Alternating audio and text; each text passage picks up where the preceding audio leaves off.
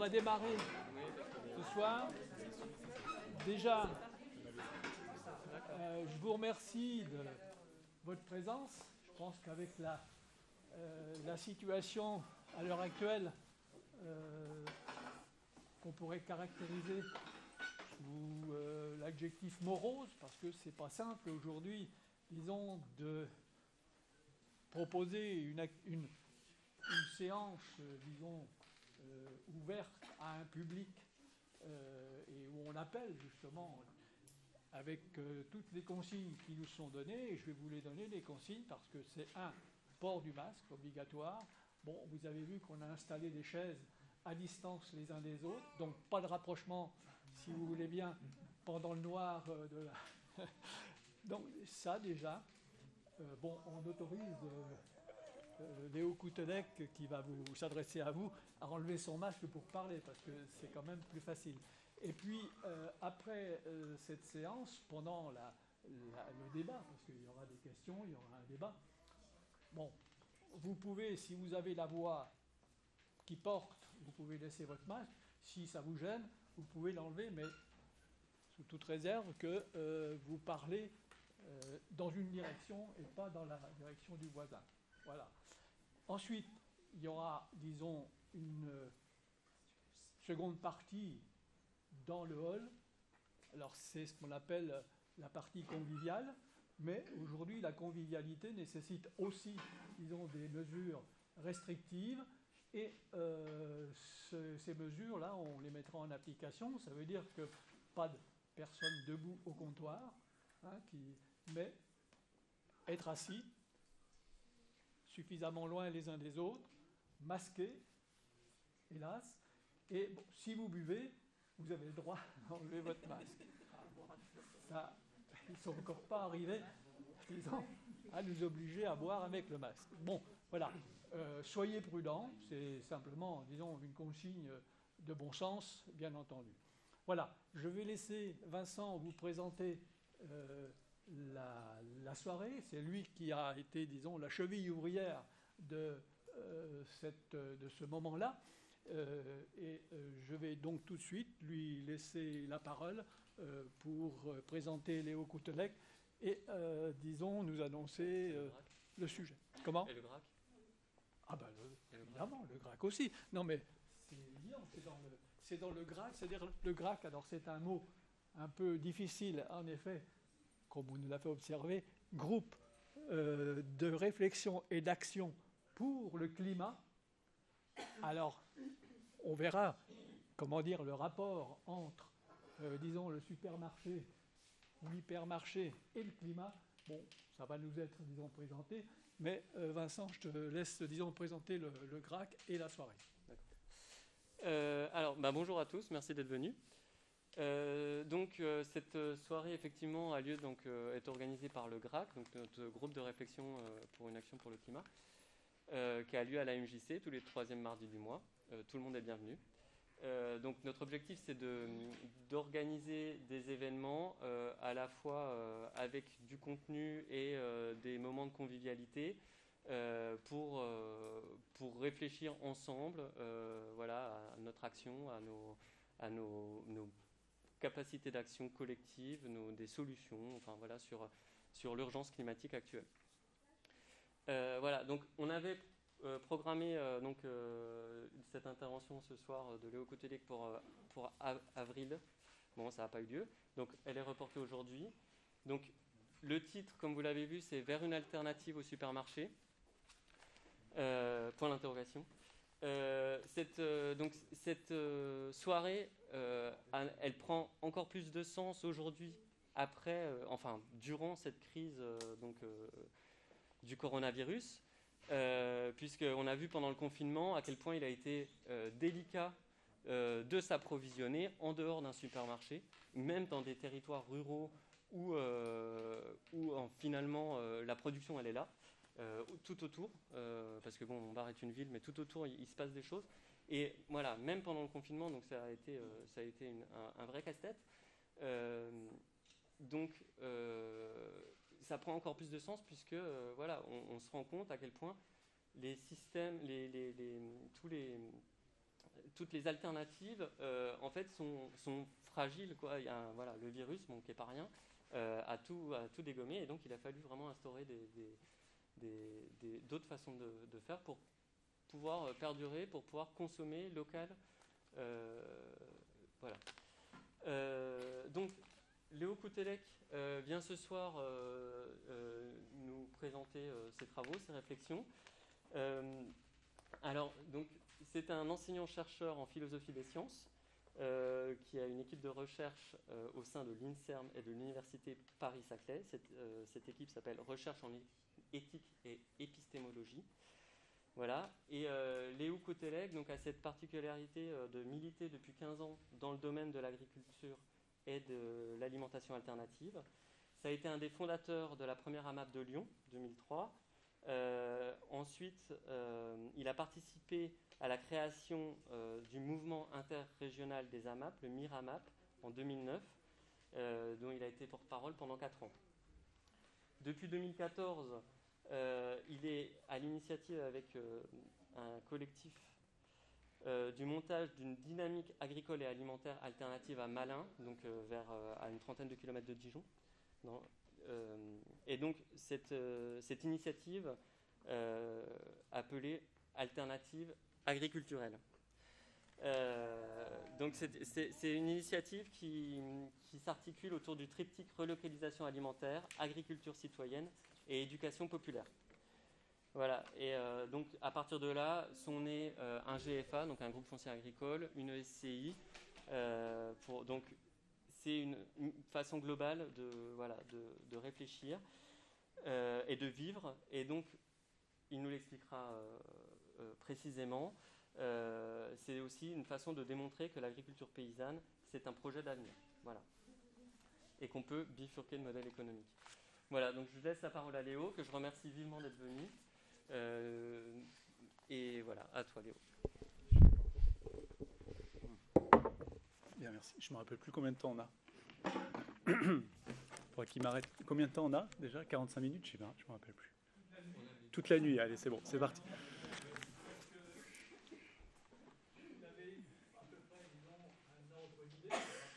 45 minutes 45 minutes 45 minutes. Si ça va à tout le monde, puis après on discute. On a 2 heures en tout. Voilà. Moi, ça m'irait en tout cas de 45 minutes. Donc merci pour l'invitation. Hein. Merci beaucoup à tout le groupe. Hein, et bravo pour votre initiative. Et merci aussi Vincent pour la présentation. Je la compléterai au fur et à mesure. Hein, parce que l'idée aussi, c'est de pas simplement faire un exposé théorique, mais de vous faire partager une expérience très concrète. Et donc j'essaierai au cours de cet exposé de distiller quelques éléments de ce qu'on essaye de faire, de ce qu'on expérimente dans le coin ou chez Montagne avec Malin comme lieu d'expérimentation. Alors, mais je voudrais commencer quand même en prenant un peu de recul, si vous le voulez bien, et partager avec vous ce qui a été pour moi le moteur de mon engagement, ou en tout cas un des moteurs de mon engagement. Comme le disait Vincent, depuis maintenant une quinzaine d'années, je suis militant de l'agriculture paysanne, pour le dire très simplement. Et ce questionnement, c'est en fait une source d'étonnement. Voilà, une source d'étonnement par rapport à ce que l'on appelle la crise écologique. Hein, vous savez, c'est le grand thème qui est dans toutes les bouches. Hein. Nous serions dans une crise écologique. Et moi, ce qui m'a toujours étonné, c'est que en fait, dans mes travaux de recherche, dans mes lectures, je remarque et je constate que cette crise écologique, en fait, elle n'est pas du tout nouvelle. En fait, c'est pas du tout quelque chose comme ça qui a émergé au XXe siècle, ni au XXIe siècle. Que, en fait, même le mot crise n'a plus tellement de pertinence, parce qu'une crise, c'est un moment passager, c'est vraiment quelque chose qui arrive et qui est temporaire, qui est éphémère. Hein, la crise, c'est un moment de basculement. Or là, en fait, ça dure. On est dans une crise permanente. Donc, en fait, c'est ce qu'on appelle crise écologique. Il faudrait plutôt l'appeler autrement. C'est plutôt une autre modalité, finalement, de notre existence sur Terre qu'on est en train d'éprouver collectivement. Et notamment, cette modalité de notre existence sur Terre consiste à avoir complètement hypothéqué, bradé les conditions précisément qui font que cette Terre est habitable et qu'elle est de moins en moins habitable. Donc mon étonnement, c'est d'abord celui de cette prise de conscience de la crise écologique qui est très ancienne. Je vous donne quelques dates pour rester au XXe siècle, mais en fait, on pourrait aller beaucoup plus loin, 19e, 18e siècle, bref, avec la naissance de la révolution industrielle. Mais je reste au XXe siècle et à la seconde partie du XXe siècle avec quelques petits éléments qui vont vous faire comprendre que tout ce qu'on dit aujourd'hui, ça a été déjà dit il y a au moins 70 ans. 1962 sort un livre très important qui s'appelle « Le printemps silencieux » de Rachel Carson. Alors je vous invite à lire ce livre, Le printemps silencieux de Rachel Carson. En gros, alors c'est écrit différemment, c'est pas le même contexte, mais je ne sais pas, ceux qui ont lu un best-seller, L'Humanité en péril de Fred Vargas, qui est sorti il y a 2 ans, c'est ça, en 1962. C'est à peu près ça. C'est-à-dire que Rachel Carson dit attention, les polluants chimiques sont en train de coloniser tous les écosystèmes, la biodiversité est en train d'être réduite de façon très inquiétante, et finalement ce qui s'annonce, c'est des printemps silencieux, des printemps sans oiseaux, des printemps sur la nature qui chante, et elle avait fait déjà un constat assez lucide du problème de la civilisation industrielle et de la façon dont elle impactait les écosystèmes et finalement tout ce qui nous permet de vivre. 1964, création d'une association qui s'appelle Nature et Progrès. Alors je ne sais pas si vous connaissez Nature et Progrès. Nature et Progrès, c'est l'une des associations pionnières dans l'agriculture biologique. C'est devenu une mention aujourd'hui. Vous avez certains produits de l'agriculture biologique qui ont la mention Nature et Progrès. Création Nature et Progrès, 1964. Manifeste la charte de création Nature et Progrès. En gros, ils disent exactement ce qu'on dit aujourd'hui sur il faut changer le modèle agricole. L'agriculture productiviste nous emmène dans une impasse. D'une part, elle ne va pas réussir à nous nourrir correctement, mais d'autre part, elle est en train d'épuiser toutes les ressources. Et donc, il faut massivement convertir l'agriculture productiviste vers une agriculture biologique. Donc, le bio, ce n'est pas une mode. Le bio, ce n'est pas parce que Carrefour a des rayons bio aujourd'hui que le bio est d'actualité. Le bio, il est d'actualité depuis les années 30, et Nature et Progrès, qui a vraiment marqué la naissance de la bio, c'est 1964. Donc, c'était loin d'être né à cette époque. 1969, sortie d'un autre livre très important, cette fois-ci d'un philosophe allemand qui s'appelle Hans Jonas, Le principe responsabilité. Alors ça aussi, c'est un livre qui est très important. Qu'est-ce qu'il dit Hans Jonas dans Le principe responsabilité ? Il dit, donc 1969, je répète, il dit, écoutez, en fait, il faut mettre en place un nouvel impératif de type civilisationnel qui consiste à dire que nous devons agir pour maintenir les conditions d'existence humaine sur la Terre parce que nous sommes en train de les brader sur l'autel de la civilisation industrielle et du progrès technologique. Et donc c'est très bien documenté, c'est en 1969. Je continue, 1973, rassemblement au Larzac. Peut-être que certains y étaient ici. 1973, rassemblement au Larzac, grand rassemblement de la gauche paysanne pour dénoncer le projet de camp militaire sur cette zone-là et donc dénoncer toutes les artificialisations de terres agricoles et en gros les changements d'usage massifs à cette époque-là des terres agricoles vers des usages qui ne sont plus des usages de production alimentaire, mais que ce soit pour l'armement, que ce soit pour la logistique, que ce soit pour les routes, que ce soit pour l'habitation, que ce soit pour la grande distribution, on y reviendra. Donc cette gauche paysanne qui se rassemble en 1973 pour dénoncer un petit peu les aberrations de l'agriculture productiviste et défendre l'idée d'une agriculture paysanne. 1973, la Confédération paysanne n'était pas encore née, elle est née à la fin des années 80. 1975, 2 ans après, un rapport sort, le rapport du Club de Rome, Halte à la croissance. Qu'est-ce qu'il nous dit ce rapport ? 1975, il nous dit une croissance économique infinie dans un monde où les ressources sont finies, c'est juste pas possible. Nous, on a fait des calculs, on a fait plein de modélisations, on a mis plein de paramètres dans nos modèles, ça ne marche pas. On ne peut pas, en fait, prélever plus que la nature est capable de nous redonner. On n'est pas capable, la nature n'est pas capable de suivre le taux de croissance économique. Et donc, il ne prenait pas à cette époque-là la décroissance, mais il prenait un ralentissement de la croissance économique. Bref, j'en passe, hein, puis ça va jusqu'au sommet de Rio en 92, etc. etc. Bon. Donc vous voyez que les signaux étaient déjà au rouge, les constats avaient déjà été faits, les rapports, les livres d'intellectuels ou les rapports d'institutions étaient déjà là. Et pourtant, la situation, elle n'a fait que s'aggraver.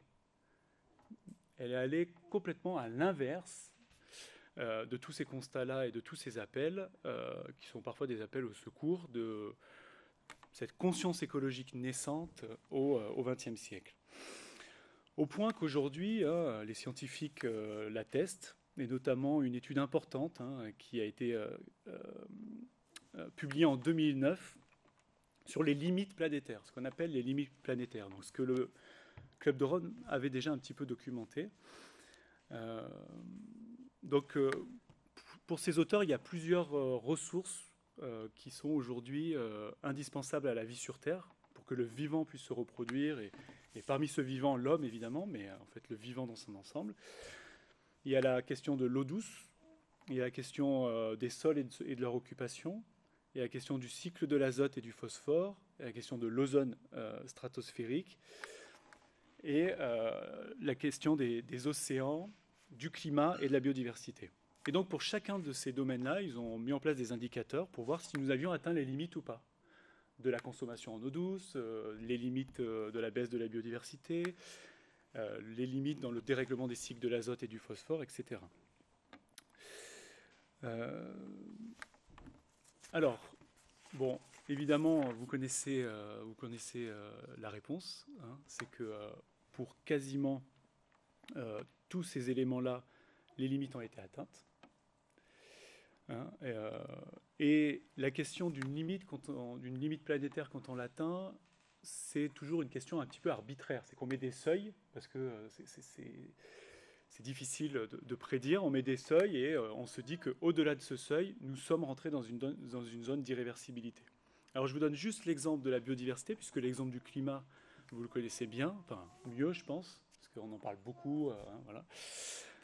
Hein, les 2 degrés, on essaye de limiter à 2 degrés en 2050, mais on sait qu'on ne va jamais tenir nos promesses des 2 degrés en 2050, puisqu'on continue comme avant. Mais je vous donne l'exemple de la biodiversité.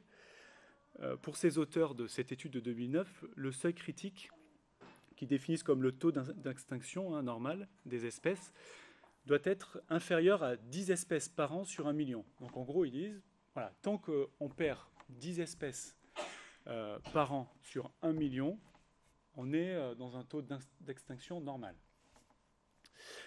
Alors le taux d'extinction actuel, vous le connaissez ? Le taux d'extinction actuel, il est, alors c'est des estimations, donc c'est une fourchette, il est entre 10 et 100 fois supérieur à ce taux-là. Et on est quand même plus proche du 100 fois supérieur dans les dernières études, parce que cette étude date de 2009. Donc en fait, on a largement dépassé la limite selon laquelle ces scientifiques estiment que le taux d'extinction n'est plus normal, mais est catastrophique dans le sens propre du terme. C'est-à-dire qu'on épuise la biodiversité à un point tel qu'elle n'est plus capable de se reproduire normalement. Voilà, donc si vous voulez, ça, c'est pas pour faire le catastrophiste, c'est pas pour, parce que c'est pas du tout pour ceux qui me connaissent mon style, mais c'est simplement pour vous expliquer dans quelle ambiance intellectuelle je baigne pour essayer de construire des alternatives. C'est cette lucidité-là. Hein, pour pas non plus considérer que ce qu'on crée c'est nouveau, ou que les constats, nous venons de les faire, ou que nous avons la solution et qu'il n'y a personne avant nous qui a pensé déjà à ces solutions. Non, tout ça c'est faux. Tout a été déjà dit, déjà fait, déjà pensé. Donc il faut bien réfléchir quand on crée des alternatives de où on se place dans cette histoire. Et qu'est-ce qui fait que ça n'a pas marché et qui fait que nous, peut-être, il faudrait qu'on décale notre regard pour que ça marche un peu mieux. Donc la question, c'est pourquoi nous ne changeons pas massivement et significativement de mode de vie, de mode de production, de mode de consommation, de système économique, pour nous engager dans ce qu'il faudrait que ça soit, c'est-à-dire une société plus sobre, plus vertueuse, plus responsable, plus soutenable. Alors, il y a des réponses à ça, il y a parmi, dans le débat public et parmi ceux qui créent des initiatives. Il y a deux réponses dominantes à ça, qui ne sera pas les réponses auxquelles moi j'adhère. La première, c'est la première réponse massive à cette question-là, pourquoi nous ne changeons pas massivement et qu'est-ce qu'il faut faire pour changer. C'est ce que moi j'appelle le solutionnisme technologique. C'est-à-dire cette croyance selon laquelle, en fait, si on n'a pas changé, c'est qu'on n'avait pas les solutions techniques. Hein, vous savez, on a, comme le débat sur le glyphosate, hein, on n'interdit pas le glyphosate parce qu'on n'a pas d'alternative au glyphosate. Voilà. Et dès qu'on va avoir une alternative, on va pouvoir changer. Donc cette idée que finalement, le problème, il n'est pas politique, il n'est pas culturel, il est technique. Et qu'avec l'avancée de la technique, avec le progrès technologique, nous allons résoudre le problème écologique. Donc ça, bon, donc c'est la croissance verte, c'est le capitalisme vert, c'est toutes ces fausses solutions. Un problème politique et culturel, on doit le résoudre sur le plan politique et culturel. La technique est un moyen qui peut servir à répondre à des questions, mais qui ne doit pas être considéré comme la solution. Puis la deuxième grande réponse qui est apportée aujourd'hui face à la crise écologique et l'incapacité que l'on a à y faire face, c'est la réponse moralisatrice, j'allais dire la réponse culpabilisatrice, la réponse parfois un peu autoritaire, c'est-à-dire cette réponse qui dit que les gens sont bêtes, que les gens de toute façon n'ont rien compris, qu'on a beau leur dire, ils n'écoutent pas, parce qu'ils n'en ont pas les capacités, et donc il faut les forcer.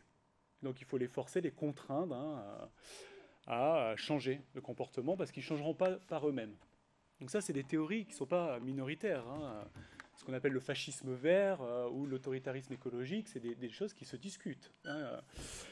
Et donc l'idée, c'est de contraindre les gens. Alors contraindre comment ? Le truc en vogue, c'est contraindre par le porte-monnaie avec le marché carbone, avec des marchés à points, etc. Tout un tas de choses qui vont obliger les gens à changer. Ça, d'un point de vue démocratique, ça me pose énormément de problèmes. Voilà. Bon, on y reviendra peut-être dans la discussion. Donc, la voie peut-être qui est à tracer, qui est une voie un peu étroite, n'est ni un solutionnisme écologique, ni une solution autoritaire, moralisatrice et culpabilisatrice par le haut. D'ailleurs, ces deux solutions par le haut, vous remarquerez. Que ce soit la grande structure technique ou la grande structure politique autoritaire, c'est des alliés en fait. Alors, du coup, quelle est cette voie sur laquelle on pourrait s'immiscer ? Alors déjà, je dirais que cette voie, je la connais pas déjà, et j'ai pas de recette. Mais par contre, j'ai une intuition, qui est une intuition que j'essaye de vérifier dans mes actions au quotidien depuis une dizaine d'années, c'est que cette voie-là, elle a quelque chose à voir avec la culture. Alors, ça peut paraître bizarre, parce que face à un problème politique, économique, structurel de cette ampleur, parler de culture, ça fait un peu rikiki comme solution par rapport à l'ampleur du problème. Moi, je ne crois pas. Parce que ça dépend en fait de ce que l'on appelle la culture, déjà. La culture, pour moi, j'évacue déjà l'idée selon laquelle la culture s'écrit avec un grand Q, c'est-à-dire cette culture élitiste qui est réservée à une certaine catégorie de population et qui se résume dans l'art, la musique, toutes ces choses-là. Non, je ne parle pas du tout de cette culture-là, bien qu'elle soit importante et qu'elle puisse véhiculer un certain nombre de changements. Je parle de la culture au sens philosophique du terme, au sens de philosophes comme Hannah Arendt, par exemple. Je ne sais pas si vous connaissez cette grande philosophe, mais bon, peu importe les noms. Mais cette idée que la culture, c'est ce qui structure notre relation au monde. Et c'est ce qui structure notre être au monde, et notamment le sens que l'on donne à notre action et les mots que nous utilisons, les concepts et les mots que nous utilisons pour qualifier cette action, pour lui donner du sens, une signification, une orientation. Hannah Arendt, elle disait ça, elle disait que la culture, quelqu'un de cultivé, c'est pas du tout quelqu'un qui sait analyser le dernier tableau du dernier peintre en vogue dans un salon parisien. Elle disait que la culture, quelqu'un de cultivé, c'est quelqu'un qui sait choisir ses compagnons parmi les hommes, les choses, les pensées, dans le présent comme dans le passé. Alors ça, je trouve ça intéressant comme définition de la culture. Quelqu'un qui sait choisir. Donc effectivement, l'idée d'Hannah Arendt, c'est qu'aujourd'hui, quelqu'un de cultivé, c'est quelqu'un qui est capable de faire œuvre de discernement dans le chaos ambiant et de choisir ses partenaires. Alors, je dirais ses partenaires de lutte, ses partenaires de bataille, ses partenaires d'action. Choisir ses compagnons, ça veut dire aussi ne pas en choisir certains. Donc la culture, pour Hannah Arendt, elle est, si vous voulez, intrinsèquement conflictuelle et politique. Elle est prise dans un choix que l'on a à faire entre des camps, entre des options, entre des stratégies, voilà, entre des mots, entre des concepts.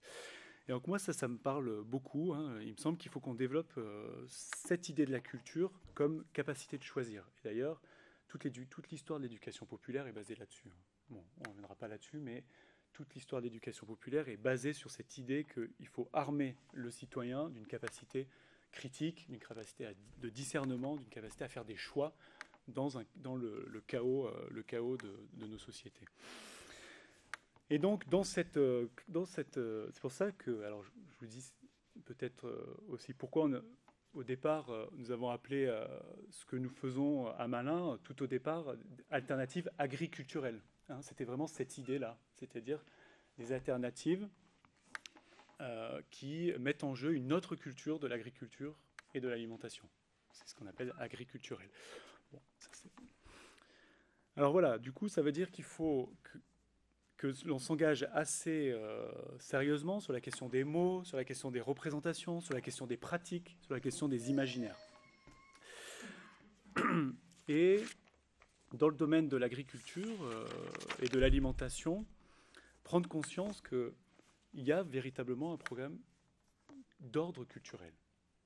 Alors je vais le formuler comme ça, mais on va le détailler maintenant. Mon idée, c'est de dire qu'il existe une culture dans le milieu agricole. Donc, je vais vous parler du milieu agricole, puisque j'y baigne dedans. Il y a une culture dans le milieu agricole qui s'appelle le productivisme. Le productivisme, ce n'est pas simplement un mode de production, une pensée économique, voire une pensée politique. C'est vraiment une culture, la culture du productivisme. On va en parler. Mais il me semble qu'il faut prendre conscience que cette culture du productivisme agricole, elle ne va pas sans une autre culture, qui celle-ci nous concerne tous, qui est la culture du consumérisme, qui est la culture de la société de consommation, et que en fait l'un alimente l'autre depuis plus de 70 ans, avec notamment l'intensification du productivisme et du consumérisme dans les années 60 et 70. Et donc la question que je pose, c'est est-ce que nous pouvons vraiment sortir du productivisme agricole sans sortir du consumérisme alimentaire? En gros, est-ce que tous ceux qui veulent un autre modèle agricole, en fait, la solution, elle n'est pas dans leurs mains, en partie, dans le sens où une des solutions serait aussi de développer collectivement une autre culture que celle de la consommation, qu'on appelle le consumérisme. Et les deux font système. Et donc, moi, c'est vraiment l'idée, je pense, qu'il faut essayer de développer très concrètement aujourd'hui, c'est-à-dire l'idée d'une alliance renouvelée entre le monde paysan et les citoyens, pour sortir ensemble à la fois du productivisme agricole et du consumérisme alimentaire. Parce que la grande distribution, qui est née dans les années 70, tous nos commerces dans nos villages en Ouchet-Montagne ont été vidés à partir des années 70, parce que c'est créé en 68 le grand carrefour de Quetigny. Je ne sais pas si vous connaissez Quetigny, c'est à côté de Dijon. Ça a été célébré, il y a eu une inauguration par le maire de Dijon à l'époque, le préfet, etc., en grande trompe. Et si vous voulez, c'est la première grande surface dans le coin. Ça a signé le coup d'arrêt de tous les commerces de proximité, de tous nos villages dans notre coin, à partir de cette époque-là. Et puis ensuite, ça a poussé comme des champignons un peu partout. Donc la naissance de cette culture, de cette société de la consommation, de ce consumérisme alimentaire, eh bien, il est complètement concomitant donc ces années 70 à la flambée de l'agriculture productiviste. C'est vraiment deux mouvements parallèles. Et il faut bien comprendre ça. C'est que l'un s'est alimenté de l'autre et vice-versa. Donc ce qui fait que nous étions 3 millions d'agriculteurs à la sortie de la guerre, dans les années 50. Et aujourd'hui, vous savez combien nous sommes? Non? Vous êtes quand même vachement pessimiste, mais on n'est pas loin. 450 000 aujourd'hui. 450 000 fermes. 450 000. Alors ça dépend si on compte les actifs agricoles ou les fermes, les exploitations. Bon, je parle des exploitations. 450 000. Bon, vous voyez, on parle de plan social dans l'industrie. Quand on perd 300 emplois ou quand il y a 500 licenciements. Mais là, c'est le plus grand plan social qu'aucune catégorie socio-professionnelle n'a connu. Et en fait, ce plan social, il est annuel. C'est-à-dire que chaque année, il y a 30 000 fermes qui disparaissent et il n'y en a que 15 000 qui réapparaissent. Qui réapparaissent en reprenant une ferme qui part à la retraite ou qui se crée. Le taux de renouvellement des générations dans l'agriculture est de 50%. 30 000 qui disparaissent, 15 000 qui créent. Vous voyez, on en perd 15 000 chaque année. Donc en fait, le plan social massif auquel toute la société devrait s'intéresser, c'est l'agriculture. C'est l'agriculture. Mais non, pourquoi? Justement parce qu'il y a le système agroalimentaire derrière qui prend le relais des paysans et qui a l'ambition, dans son alliance avec la grande distribution alimentaire, de nous nourrir. C'est-à-dire que ce n'est pas grave qu'il n'y ait pas trop d'agriculteurs. Ils sont hyper mécanisés, hyper performants et de plus en plus. Vous savez que maintenant, la grande mode, c'est les tracteurs connectés, les drones, où l'agriculteur il n'aura plus besoin d'aller sur son tracteur. En fait, tout ça, ça va être piloté par ordinateur. Et ce n'est pas de la science-fiction, c'est des choses qui se font déjà.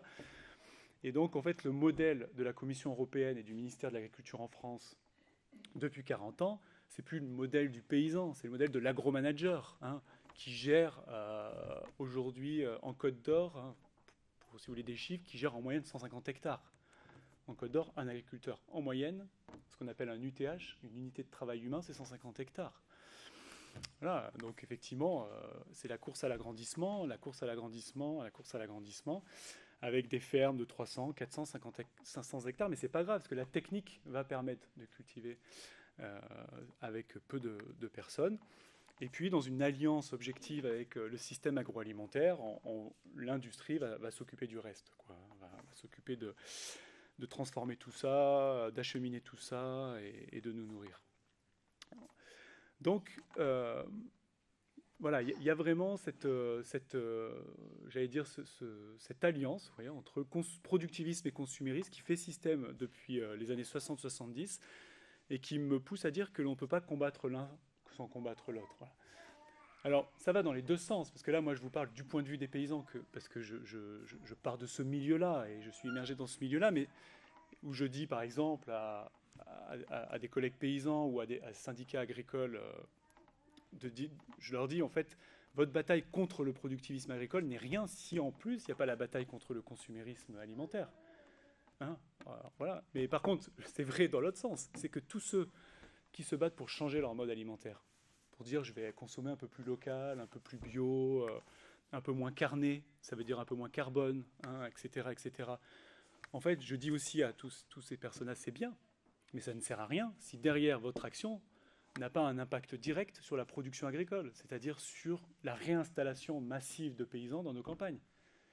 Voilà, aller dans un magasin spécialisé bio et qui importe 50% du bio de l'étranger, ça n'a aucun sens. Je suis désolé. Aller au rayon bio en grande surface, où tout est mis sous plastique et où on sait que ce bio vient de l'industrie et majoritairement de loin, en camion, dans des conditions qui n'ont rien d'écologique, ça n'a aucun sens. Donc, quand je parle d'alliance vertueuse entre agriculture paysanne et citoyens, c'est ça. C'est-à-dire que les uns comme les autres doivent prendre conscience qu'ils sont interdépendants et qu'on peut avoir un impact les uns sur les autres. Donc, tout ce que nous avons fait à Malin, c'était dans cette optique-là, c'est-à-dire dans l'idée que si on crée des alternatives, elles doivent prendre le problème à la racine, c'est-à-dire,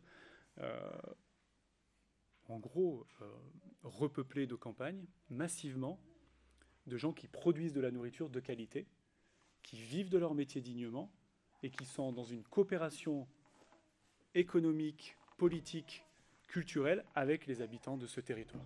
Et c'est cette alliance-là qui est une force phénoménale, qui peut changer structurellement les choses si, évidemment, elle est démultipliée à grande échelle. Parce que les petites alternatives locales, ça fait trembler personne. Absolument personne. Donc, ça, c'était le premier point.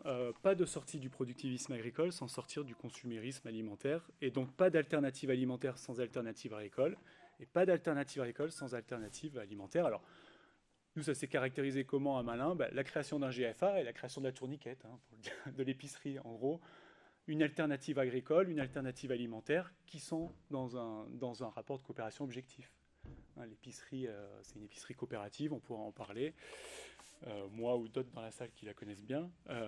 Et le GFA, aussi, je pourrais en parler. C'est un groupement foncier agricole qui a permis, depuis 2015, d'acquérir une trentaine d'hectares de terres agricoles sur Malin pour réinstaller des paysans qui sont inscrits dans le cadre d'une agriculture paysanne et biologique et surtout nourricière, c'est-à-dire qui répondent à des besoins alimentaires du territoire. Voilà, donc, alors sortir du consumérisme, c'est pas si simple parce que tout notre imaginaire est un imaginaire de la consommation. Nous avons été programmés culturellement pour être des consommateurs.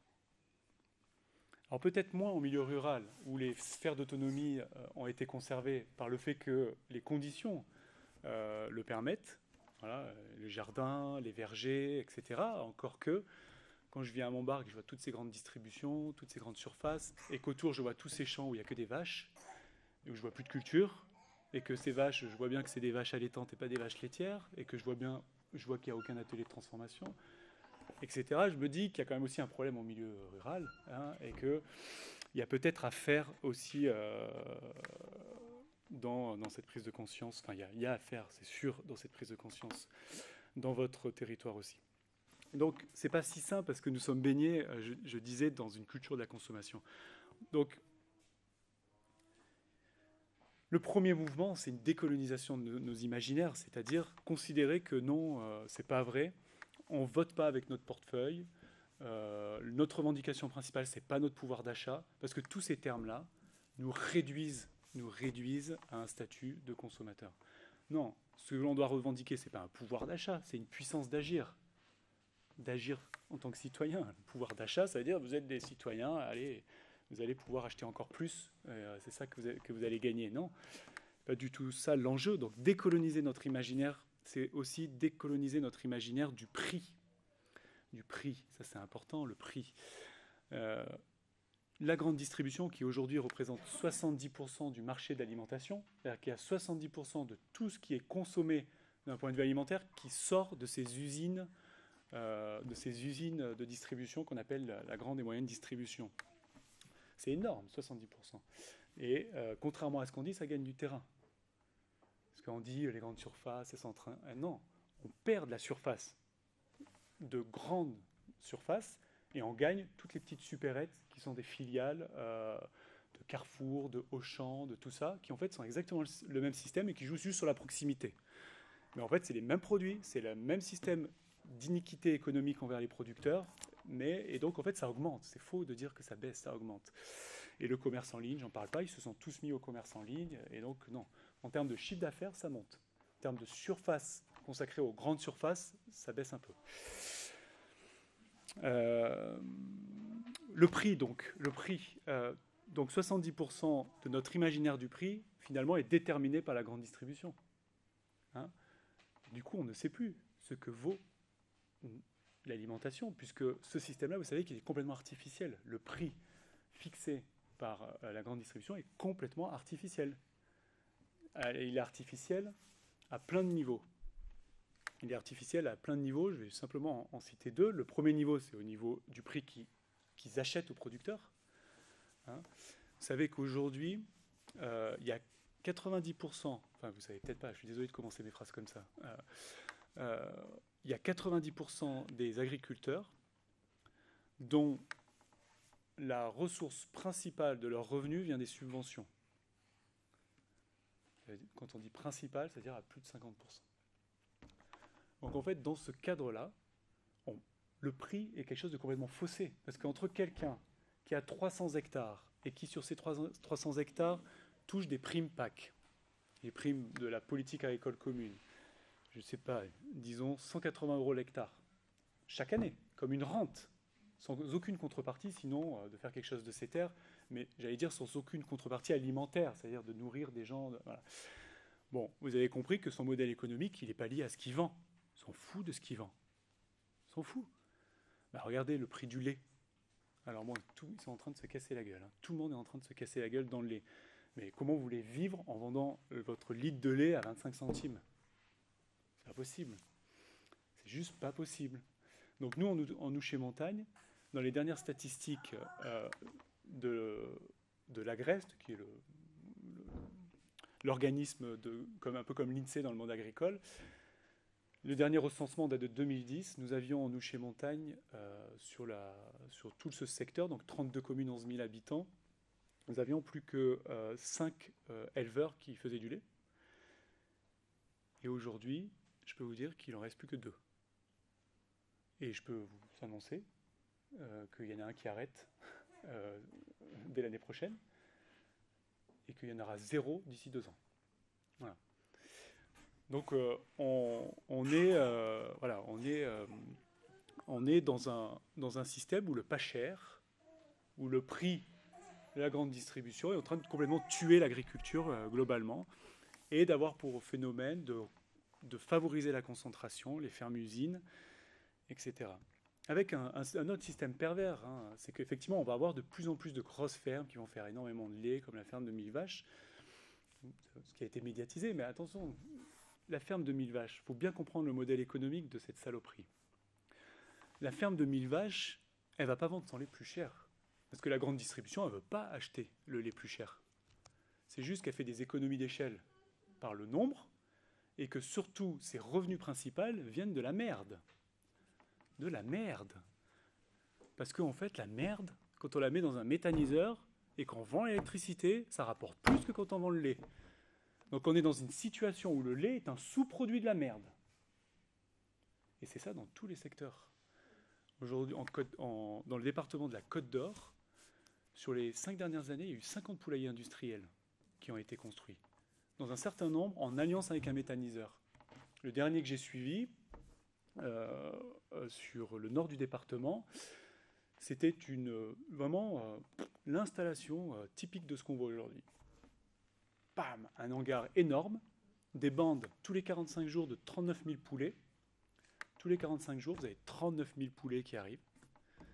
Et puis au bout de 45 jours, ils n'ont même pas eu le temps de se développer. Hein. Les os sont encore tout jeunes, mais ils sont arrivés à une taille. On les fait bouffer tous les jours. On met la lumière 24 heures sur 24, ils ne sortent pas. Donc on les engraisse. Alors il y a un taux de mortalité énorme. Hein. C'est le principal boulot de l'éleveur, ramasser les cadavres. Parce que tout le reste, c'est automatique. Hein. Et puis, tous les 45 jours, on part. Et tous les 45 jours, on fait quoi? On passe avec des gros tracteurs dedans et on ramasse la merde et on va mettre ça dans le méthaniseur et on a des contrats pour vendre l'électricité. Parce que le poulet qui est vendu à KFC, là c'était un contrat d'intégration avec KFC, il est vendu que dalle. Ils pourraient le donner en fait. Ça serait pareil. Ce qui compte, c'est l'électricité. Voilà. Donc, si vous voyez ce système-là, où la grande distribution nous a dit, en fait, il faut que vous mangiez pas cher, et que nous, on s'occupe du reste, on va faire en sorte de restructurer le monde agricole, parce que c'est la grande distribution aujourd'hui qui restructure le monde agricole, ce système-là, il est tout simplement mortifère. tout simplement mortifère. Et ce n'est pas les slogans ou les têtes de gondole bio locales de votre grande distribution qui changent quoi que ce soit. Tout ça, c'est que du vent. C'est que du vent. C'est-à-dire que majoritairement, ce système continue à entretenir une agriculture productiviste, parce que c'est son intérêt. Tirer les prix vers le bas, avoir en face de lui de moins en moins d'interlocuteurs pour être dans une intégration et de négocier le prix, mais surtout pas promouvoir la diversité, promouvoir la qualité, promouvoir l'agriculture paysanne. Donc, délocaliser notre imaginaire de la consommation, c'est ne pas se faire avoir par les mirages du changement écologique de ce système-là. C'est pas parce qu'à un moment donné, ils mettent un marché de producteurs quelque part ou qu'ils créent un rayon bio qu'ils changent. Ça, c'est faux. La première qualité de ce système productiviste capitaliste, normalement, nous devrions le savoir, parce que nous avons quand même 150 ans de recul, sa première qualité, c'est la qualité d'adaptation. Sa qualité d'adaptation au mode, au changement dans la société. Et donc, ce qu'ils sont en train de faire, c'est simplement s'adapter pour continuer à vendre leur saloperie pas cher, mais pas du tout de changer profondément. Bon, donc sortir du productivisme, sortir du consumérisme, c'est devenu une nécessité, c'est-à-dire déserter la grande distribution, déserter ces commerces mortifères pour essayer de créer autre chose à côté. Alors, la deuxième chose, pour créer autre chose à côté, il faut décoloniser nos imaginaires et avoir une lucidité sur ce qu'est ce système-là et ce qui provoque comme conséquence. En gros, il est en train quand même de détruire à la fois l'agriculture, mais aussi tous les écosystèmes dont l'agriculture dépend. Alors, il faut changer le modèle agricole. Et ça, plus difficile à faire comprendre. Il ne faut pas simplement que vous changiez vos modes de consommation, mais il faut que vous deveniez coproducteur d'un nouveau modèle agricole. Alors ça, moi, j'ai compris ça il y a 10 ans. Ça fait 15 ans que je milite dans les AMAP, et j'ai compris ça il y a 10 ans au contact des producteurs. À force de parler, d'aller dans les fermes pour donner des coups de main, j'ai compris qu'en fait, il fallait que j'arrête de croire qu'être en AMAP, ça suffisait. Il fallait que je devienne coproducteur avec eux dans notre modèle agricole. Donc je participe en quelque sorte à produire aussi ma nourriture. Alors quand je dis ça, ça ne veut pas dire forcément participer, aller ramasser les carottes, ou plutôt ramasser les haricots ou désherber les carottes. Ça ne veut pas forcément dire ça, même si ça veut dire ça aussi. Mais ça veut dire prendre en main ce qui bloque dans l'agriculture pour installer des jeunes. Parce que des jeunes qui veulent s'installer, il y en a plein. Il y en a vraiment beaucoup, mais ils n'y arrivent pas. Et donc, un truc qui bloque vraiment, et ça, il faut vraiment que vous en ayez conscience, c'est la question de l'accès au foncier agricole. La terre. La question de l'accès à la terre agricole. C'est le premier outil de production de l'agriculteur, c'est la terre. Alors aujourd'hui, il y a un phénomène d'accaparement, de concentration et de spéculation autour de la terre agricole. Et donc, si nous, en tant que citoyens, on ne prend pas conscience de ça, eh ben, on continuera à avoir comme choix le rayon bio de Carrefour ou le rayon bio de Intermarché. Parce qu'en fait, des agriculteurs, il n'y en a pas assez pour nous nourrir. Je veux dire pour nous nourrir correctement, dans une diversité de ce qu'on a besoin pour manger dans une journée sur notre territoire. Il n'y en a pas du tout assez. La Côte d'Or, par exemple, est un territoire très peu diversifié d'un point de vue agricole. Très peu diversifié. Sur la Bourgogne, il y a autant d'hectares de maraîchage diversifié que de cultures d'oignons d'exportation. 300 hectares. En peanuts. Nous, sur la commune, notre communauté de communes Ouchet Montagne, donc nous on est dans la moyenne nationale, 150 hectares par agriculteur, et on a quasiment zéro production qui servent, fruitières et maraîchères, qui servent à nourrir les habitants du territoire. Enfin, il n'y en a pas. On a des éleveurs, on commence à avoir des céréaliers qui transforment, mais on a très peu de diversification. Donc la terre, s'atteler à la question de la terre. Alors je ne veux pas non plus vous alarmer, mais il y a un gros problème sur le foncier agricole. Je vous disais 30 000 fermes qui disparaissent chaque année, 15 000 installations. Alors c'est pas un chiffre à retenir, le taux de renouvellement dans l'agriculture 50%. Un autre chiffre à retenir, c'est que chaque année, il y a 60 000 hectares de terres agricoles qui disparaissent. Alors ça veut dire quoi?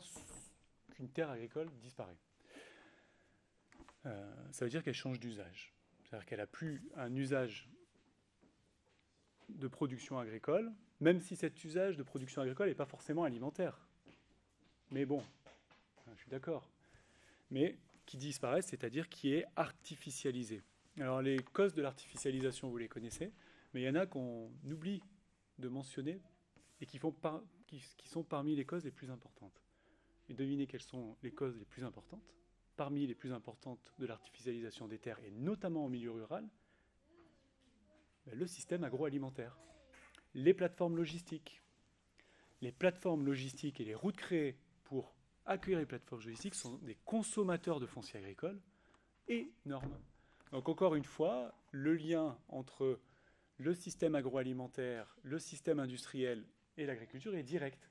C'est-à-dire qu'en plus, ils nous bouffent des terres. Mais beaucoup. Comment ? Des terres plates, pas des terres blanches. Alors évidemment, hein, les terres qui sont prises, il faut, pour que le coût d'aménagement soit le plus bas possible, il ne faut pas trop de terrassement, donc on va prendre des belles terres, effectivement, pas trop loin d'un axe, pas trop loin d'une ville, souvent les terres les plus fertiles. Donc effectivement, il y a les plateformes logistiques et tout ce que nécessitent les plateformes logistiques, comme routes, comme etc. Bon, il y a évidemment les extensions urbaines, bien que aujourd'hui la loi a beaucoup, enfin il y a eu beaucoup de choses qui ont été faites dans la loi pour contenir les extensions urbaines, bien que ça continue à grignoter sur les espaces agricoles et naturels. Voilà, les loisirs, ça prend aussi sur les espaces agricoles. Nous, on est contents, on a un golfe à Malin qui se crée, qui n'arrête pas de s'étendre. Voilà. Bon.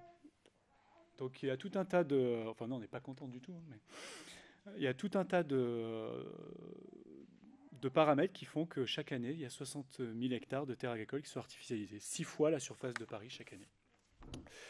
Et alors, il y a ce phénomène d'artificialisation des terres, puis je vous l'ai dit, il y a un phénomène de concentration foncière. Pourquoi ? Parce que la terre est une rente. Voilà. On a un système de subvention agricole qui consiste à donner de l'argent donner plus d'argent à ceux qui ont plus de terres. Pas à ceux qui produisent de la bonne qualité, ceux qui embauchent ou quoi. Non, juste vous avez plus de terres, vous avez plus d'argent. Donc c'est la course à l'hectare. Ce qui explique qu'un jeune qui veut s'installer en milieu rural, il arrive avec plein d'idées un peu utopiques. Voilà, il était ingénieur dans je ne sais pas quel métier, il s'est dit c'est plus pour moi, je veux changer, je veux revenir à la campagne et produire de la nourriture qui ait du sens. Je fais ma formation, je fais mon BPREA, j'ai entre 25 et 35 ans, je suis hors cadre familial, c'est-à-dire que mes parents n'étaient pas agriculteurs, mes grands-parents ne sont pas agriculteurs, donc j'ai pas de patrimoine à valoriser, à reprendre, mais par contre j'ai beaucoup d'idées, beaucoup de volonté et beaucoup d'enthousiasme. Et puis là, je me rends compte que j'arrive pas à m'installer.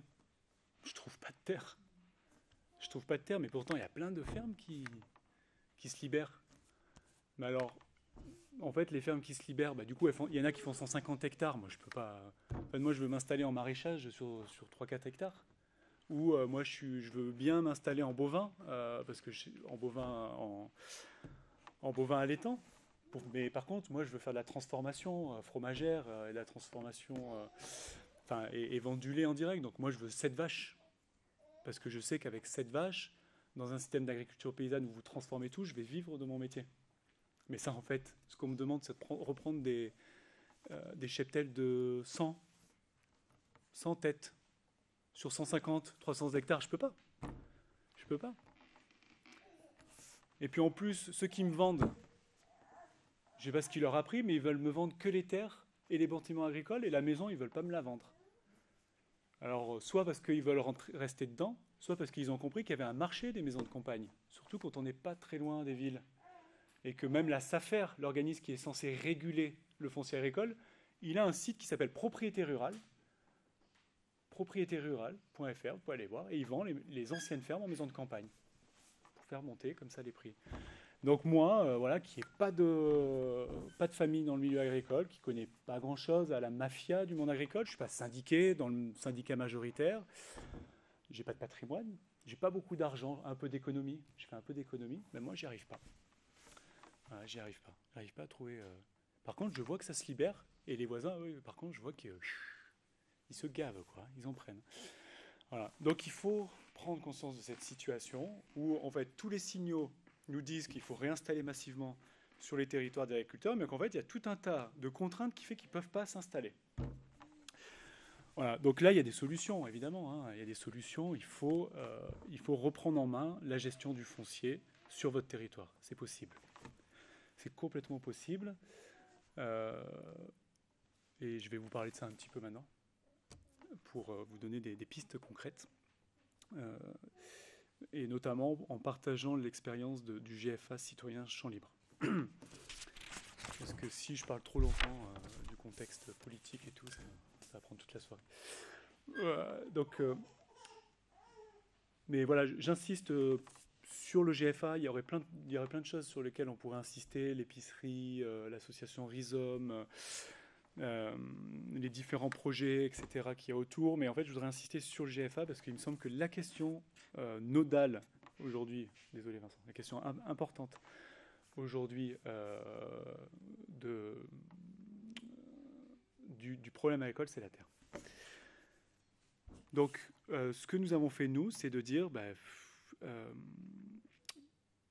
il faut que nous nous réunissions pour être une force de frappe pour acheter des terres agricoles quand ces terres agricoles se libèrent.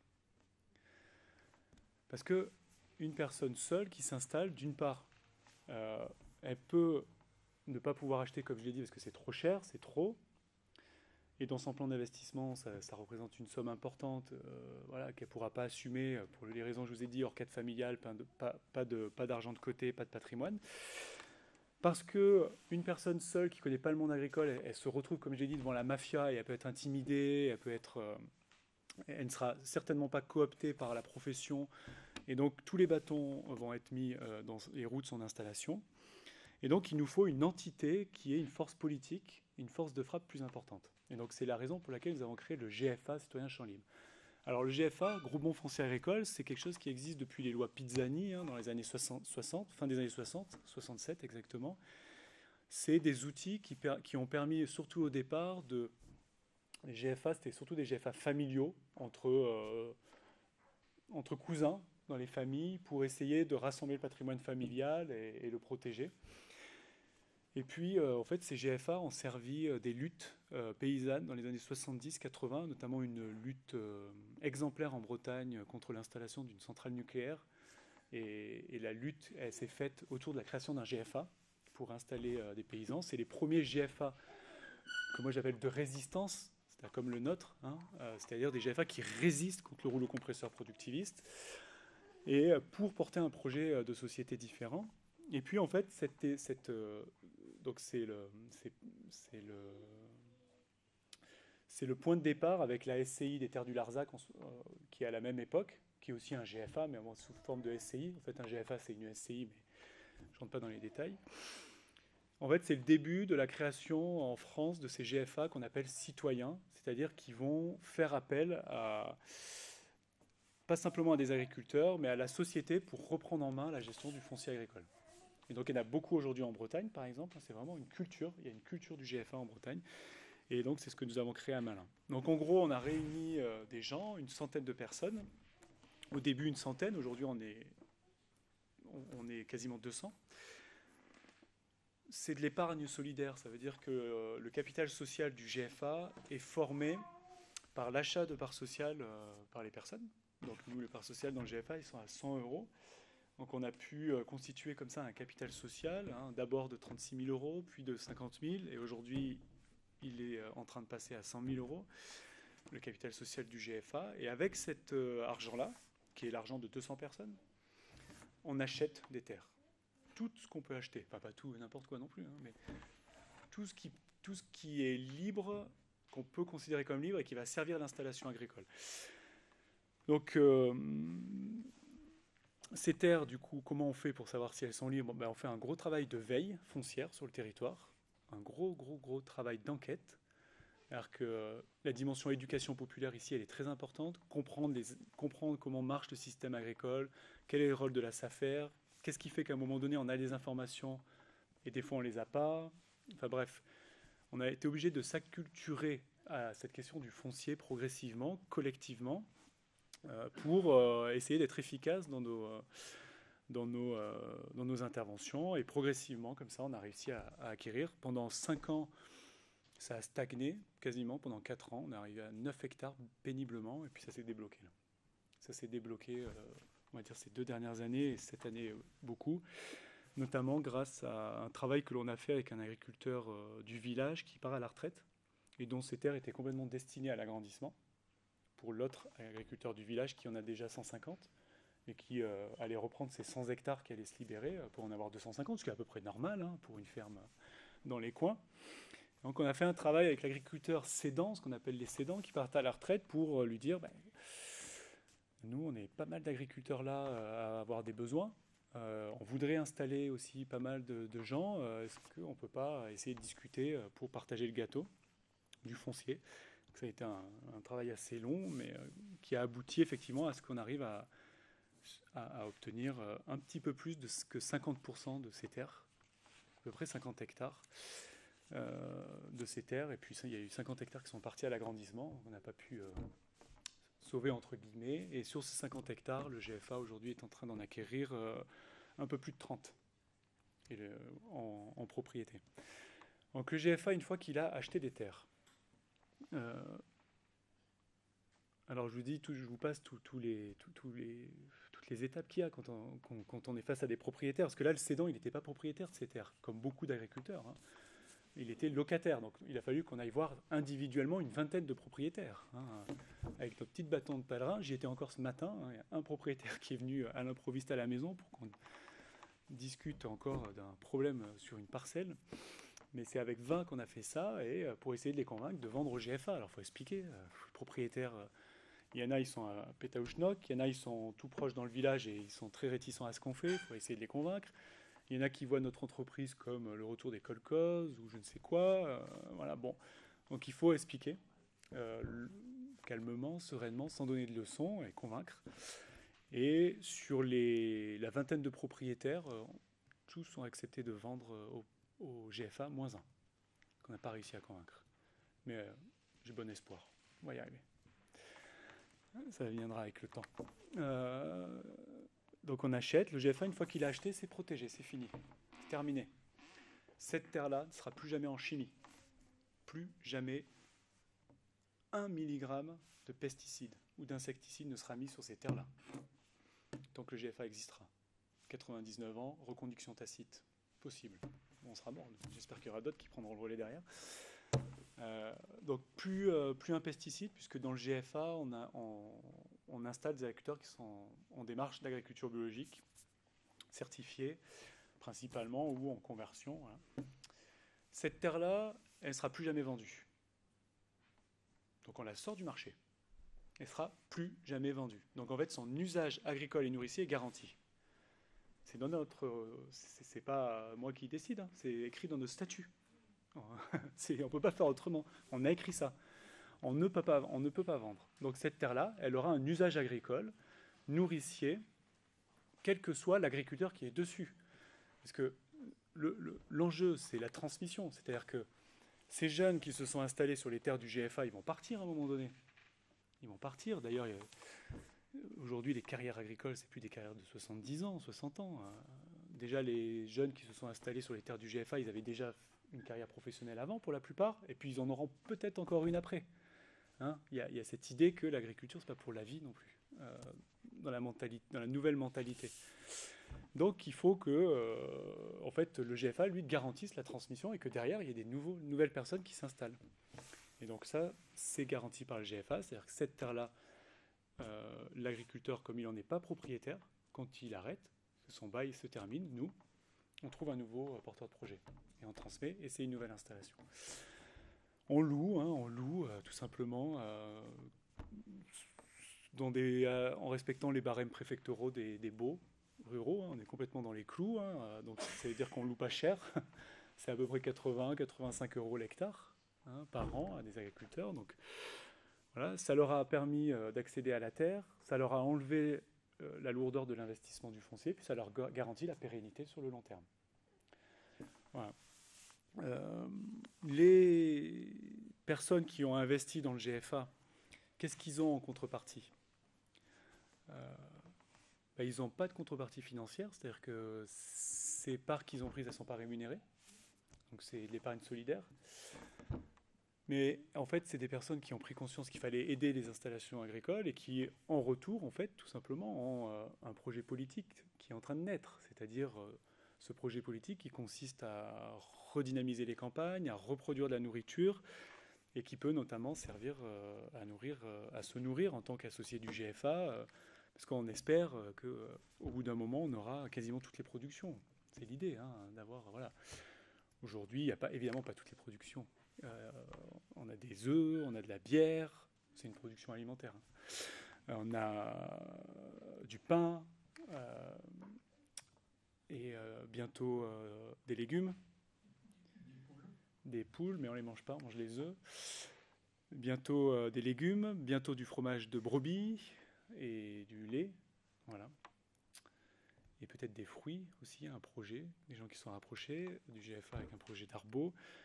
Voilà, progressivement. Voilà. Et puis il y a d'autres agriculteurs dans les coins avec qui nous sommes en coopération et qui, évidemment, font déjà plein de choses et aujourd'hui sont partenaires de l'épicerie La Tourniquette. Voilà. Donc en fait, c'est à la portée de tout le monde de créer demain un GFA sur votre territoire, d'être en veille, de se mettre en contact avec des porteurs de projets agricoles qui veulent s'installer sur votre territoire et d'être en veille sur le changement, parce qu'il y a plein de terres qui se libèrent en ce moment. Je vous donne encore un chiffre, mais après j'arrête de vous assommer avec ça. Mais la statistique agricole nous dit que dans les 5 prochaines années, il y aura 50% des agriculteurs qui vont partir à la retraite. Et ça, c'est vraiment une moyenne nationale. C'est-à-dire que dans votre coin ici, vous pouvez compter le nombre d'agriculteurs que vous n'avez plus beaucoup, vraiment plus beaucoup. Par contre, vous pouvez être sûr, mais peut-être que le taux est plus élevé ici. Vous pouvez être sûr qu'il y a au moins 1 sur 2 qui part à la retraite dans les 5 ans. Donc préparez-vous. Préparez-vous à reprendre ces terres-là. Est-ce que ça ne sert à rien de créer des AMAP, des épiceries ou je ne sais quel système alternatif alimentaire s'il n'y a pas de producteurs en face qui sont capables de produire ça?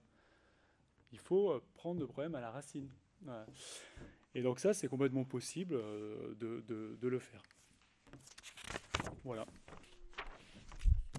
Je ne sais pas depuis combien de temps je parle. Hein. Ça fait combien de temps que je parle?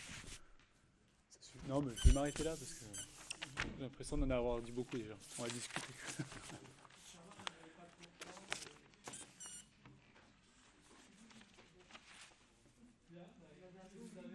Vous avez la parole.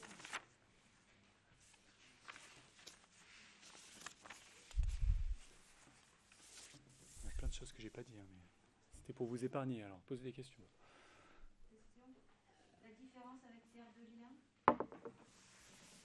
Il n'y en a pas. Sauf que, enfin, il n'y en a pas. Si, il y en a plein, mais disons que c'est le même mouvement. C'est le même état d'esprit, les mêmes valeurs, le même projet politique que Terre de Liens. Alors, pourquoi nous ne sommes pas passés par Terre de Liens? Alors, pour les gens qui ne connaissent pas Terre de Liens ici, Terre de Liens, c'est un mouvement associatif qui est né au début des années 2000 pour précisément faire prendre conscience du problème autour du foncier agricole. Et ils ont, à partir de 2005, créé des outils juridiques qui permettent d'acheter du foncier et de le louer à des agriculteurs, et notamment d'alimenter ces outils juridiques par l'épargne solidaire, donc comme un GFA. Sauf que la foncière, elle est nationale, elle est sur... c'est comme un méga GFA unique au niveau national, et qui ne peut pas répondre à tous les besoins, qui a aujourd'hui des délais d'instruction qui sont assez longs. Donc il y a des questions très pragmatiques de réactivité, qui ne stockent pas du foncier, qui n'achètent du foncier que quand il y a un porteur de projet. Or nous, le GFA, on stocke. C'est-à-dire que nous, même si on sait qu'il n'y a pas de porteur de projet, mais que ces terres-là, elles peuvent être intéressantes, on achète pour éventuellement ensuite louer. L'autre raison, c'est que le GFA, c'est un outil territorial à la main, dans la main des gens en fait, du territoire. On gère tout en autonomie. Et voilà, donc il y a vraiment l'appropriation de l'outil localement. Alors pas par les 200 associés du GFA, hein, beaucoup par la gérance qui est collective de 5 personnes qu'on essaye de renouveler. Et puis là, on va essayer de mettre en place progressivement de plus en plus de dispositifs, de moyens que les associés, qu'il y ait de plus en plus d'associés qui s'approprient la question foncière localement. Voilà, donc il y a tout un tas de raisons pragmatiques et un peu politiques qui ont fait qu'on a créé un GFA plutôt que de s'associer à Terre de Liens, même si en fait c'est un mouvement ami, vraiment, voilà, qui fait un super boulot hein, au niveau national. Terre de Liens, c'est... Les fondateurs du GFA, dans les fondateurs, il y en a qui travaillent en tant que président ou c'est plus Alors, une communauté alors, il y a une communauté de... une communauté politique voilà, qui s'est engagée dans l'action Ouais. Alors, dans la gérance actuelle du GFA, il n'y a pas d'agriculteurs locataires directement. Voilà, c'est donc des citoyens. Alors, il y a peut-être moi, mais en fait, moi, je suis juste conjoint collaborateur sur la ferme. Donc, c'est Myriam, ma compagne, qui est vraiment ce qu'on appelle la chef d'exploitation, la fermière, pour prendre un terme plus juste. Donc non, la réponse c'est que, en fait, ça ne veut pas dire qu'il ne peut pas en avoir, mais en fait, c'est pas du tout une obligation, puisque l'idée, c'est précisément de coproduire entre agriculteurs et citoyens. Par contre, il y a dans la gérance actuelle, et c'était le cas aussi avant, toujours un agriculteur. Là, c'est un agriculteur à la retraite, qui permet aussi d'avoir un autre regard, d'apporter des compétences, voilà. Mais voilà. Donc oui, l'idée de communauté politique, elle est juste. Communauté d'intérêt, voilà. Communauté existentielle quasiment, parce qu'en fait, voilà, c'est la prise de conscience qu'on est interdépendant, donc il faut qu'on se mette ensemble, qu'on se groupe pour résoudre le problème ensemble. Donc il y a vraiment cette idée de communauté existentielle, solidaire. Voilà. Donc, ouais. Oui, moi je voudrais soulever 3 points. Le premier, je pense que tu as raison quand tu dis ce qui est primaire, c'est la culture et gagner la bataille culturelle. Je pense, en faisant le rapprochement avec le changement climatique, que pour le changement climatique, on peut gagner la bataille culturelle, et donc là, pour l'extension, on peut aussi gagner la bataille culturelle. Deuxième point, là où tu as raison aussi, c'est sur les GFA et l'acquisition du foncier. Et bon, moi je partage un peu le point de vue de Claudine. Nous, on donne la possibilité à nos adhérents d'acheter via Terre de Liens, parce que tous les adhérents n'ont pas forcément les moyens d'investir directement dans un GFA, et donc à bien vivre à la campagne, on investit dans Terre de Liens. C'est pareil, c'est le même prix. La Voilà. part est à 100 euros. Hein? C'est exactement pareil. La part est à 100 euros dans Terre de Liens, Ouais, et elle est à 100 euros dans le GFA. On GFA. peut acheter plus de parts si on a plus d'adhérents. Le troisième point, c'est la question en suspens, culturelle aussi à mon avis, qui est qu'est-ce qu'on mange? Parce que bon, je n'ai pas voulu retenir parce que la conférence, quand on parle de lait, quand on parle de viande, etc., oui, bien sûr. La question fondamentale aussi, elle est là. Oui, qu'est-ce qu'on mange, ouais. Alors, sur la bataille culturelle, je reviens juste 30 secondes là-dessus. Enfin, peut-être plus, 1 minute. Je ne voudrais pas que mon propos soit interprété comme c'est interprété parfois ou c'est dit, c'est-à-dire que l'enjeu culturel consiste à convaincre le maximum de personnes pour qu'à un moment donné, comme on a convaincu le maximum de personnes, il y a un basculement. Ça, j'y crois pas. En tout cas, j'y crois plus. J'y crois plus. Alors, je ne sais pas si j'ai raison, mais en tout cas, cette idée-là cette idée colibriste que j'appelle colibriste, mais cette idée, enfin, c'est pas méchant, hein, j'aime beaucoup le mouvement des colibris, mais cette idée que par petites touches, on va convaincre et qu'à un moment donné, on va être assez nombreux et qu'il va y avoir un effet de seuil, on n'y arrivera jamais.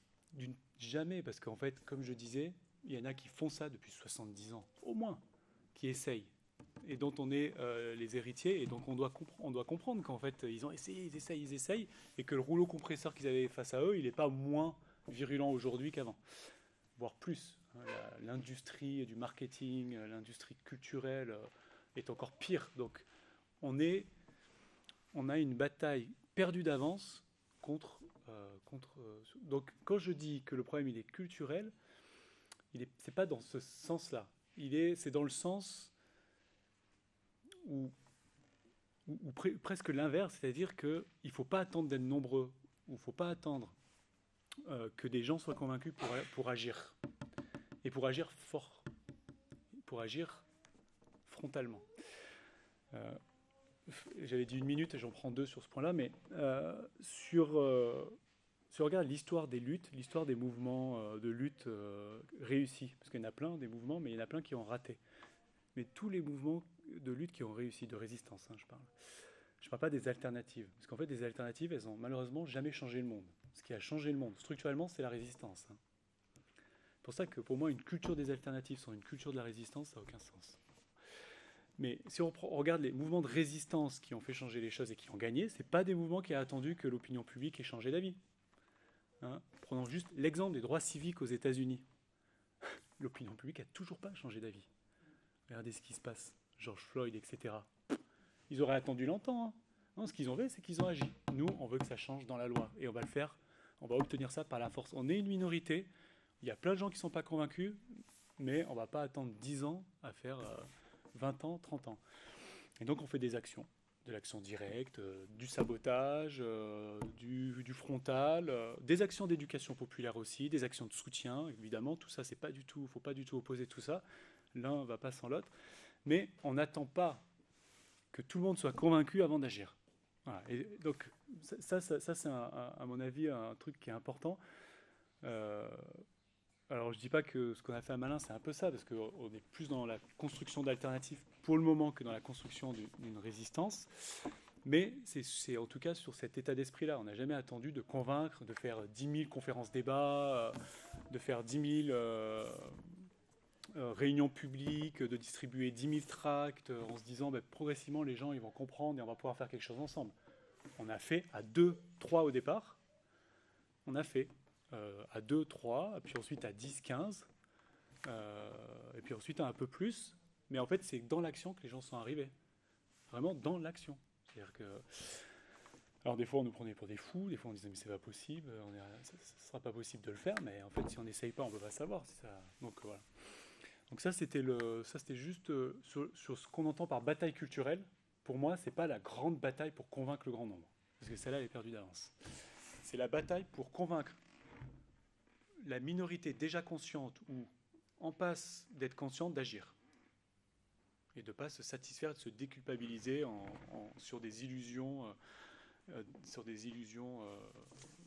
qui ont aucun impact. Voilà. Et sur le quoi manger, oui, ça c'est évident que ça fait partie du problème. Ça fait partie du problème et ça fait partie de ce que je disais, de l'imaginaire de la grande distribution où tout est disponible tout le temps, à toute saison, en des quantités toujours infinies.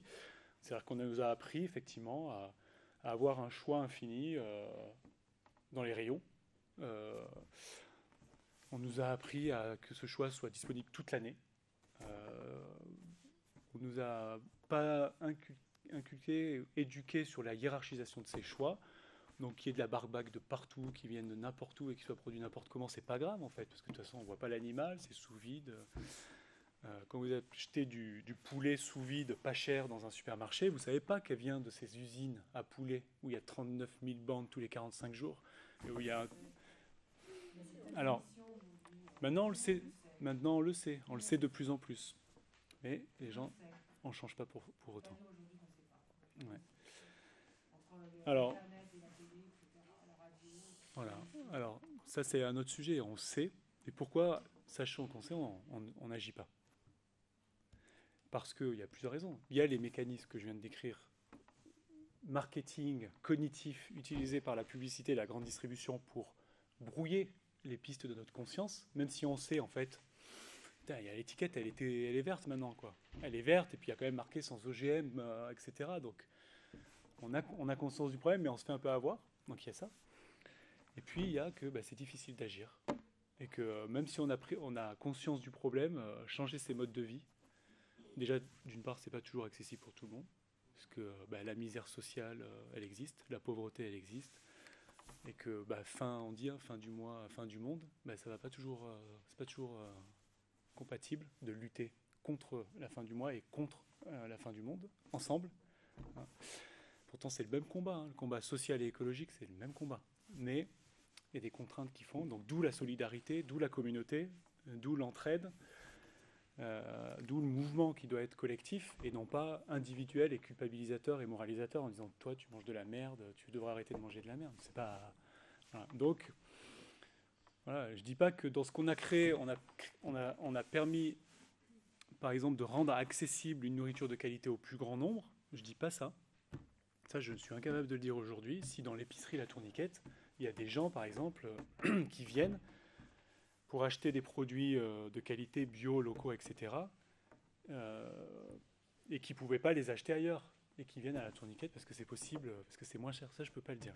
On a essayé de mettre en place un système vertueux où les gens, parce qu'ils donnent de leur temps, peuvent bénéficier de prix qui sont intéressants. Mais je ne peux pas dire que ces prix-là puissent non plus être accessibles à tout le monde. Voilà. Alors après, il y a une façon de... il y a aussi un aspect culturel sur la façon de cuisiner, sur la façon de prévoir ses repas, sur le taux de viande parce que c'est la viande qui coûte cher aussi et qui pollue beaucoup. Donc voilà, qu'est-ce qu'on mange si on mangeait un peu moins de viande? Déjà, le budget alimentaire, il serait quand même un peu moins important. Ou alors, il serait pareil, mais on pourrait acheter de la qualité. Donc il y a tout ça. Mais tout ça, il ne faut pas le dire comme ça. Il faut créer les conditions pour que ça soit possible. Donc un lieu comme la Tourniquette, l'épicerie coopérative de Malin, nous, on l'a conçu vraiment comme un lieu de discussion, d'échange et d'éducation populaire. Ce n'est pas simplement un lieu où on vient faire ses courses. C'est un lieu qui doit aussi permettre aux gens de discuter. Alors dans le groupe même de la Tourniquette, il y a eu des discussions sur le prix, il y a encore plein de discussions sur le prix. Comment on forme un prix des gens qui continuent, même dans le groupe, à dire ça c'est trop cher, parce que vous voyez bien, il y a des œufs, ou du pain, ou des céréales, ou des pâtes. Ouais, donc on discute, quoi. Du coup, insister sur l'aspect GFA, mais ouais, sur le... l'aspect solidaire, qui est-ce qui nous tient? Est-ce qu'on y vend que les produits du GFA? Non, pas du tout, heureusement, parce qu'il n'y aura pas grand-chose. Non. Comment, voilà, la question, qui le tient? Est-ce qu'il y a, Okay. est-ce qu'il y a un relais? Est-ce qu'il y a des salariés? Et puis voilà, comment se décident les prix entre l'intérêt, le souci de bien rémunérer le producteur, et puis le souci aussi de faire en sorte que ce soit accessible. Ouais. Donc on est trois là de l'épicerie, donc si Yves et Béa voulaient répondre, n'hésitez pas. Tu peux, non, mais c'est parce que tu as le masque. Mais vous complétez. Mais en fait, l'épicerie, c'est un modèle, donc, qui aujourd'hui se multiplie beaucoup en France, qu'on appelle les épiceries coopératives. Donc en gros, c'est des modèles où les gens qui sont les usagers d'épicerie sont aussi ceux qui la font fonctionner bénévolement. Donc nous, dans l'épicerie à Malin, alors des fois il y a des salariés, nous il n'y en a pas. Nous c'est 100% bénévole, de A à Z, pour tout quoi. La gestion, comme le stock, le mise en rayon, le ménage, la tenue des permanences, etc. 100% bénévole. Alors il y a plusieurs raisons à ça. Moi j'en vois deux principales, pourquoi ce choix a été fait. La première, et pour moi et la première hiérarchiquement, c'est qu'il faut qu'on se réapproprie tout ça nous-mêmes. Il faut qu'on se réapproprie le contact avec les producteurs en disant comment tu travailles, quels sont tes produits, quels sont tes modes de production, discuter du prix avec lui. Il faut qu'on se réapproprie c'est quoi la diversité qu'on doit offrir comme alimentation.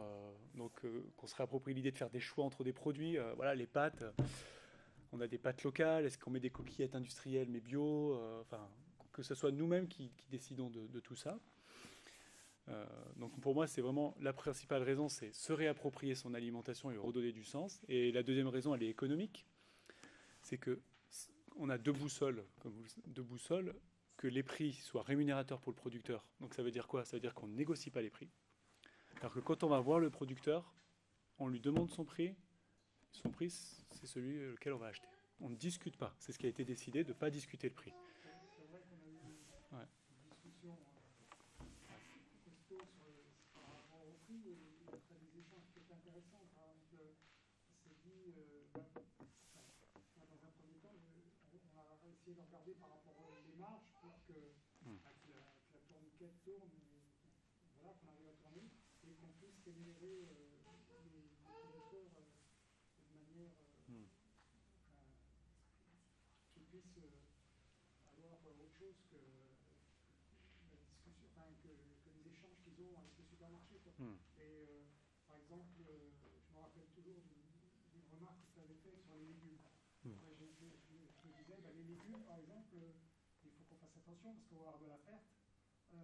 Donc il faut qu'on se mette une plus grosse marche sur les légumes.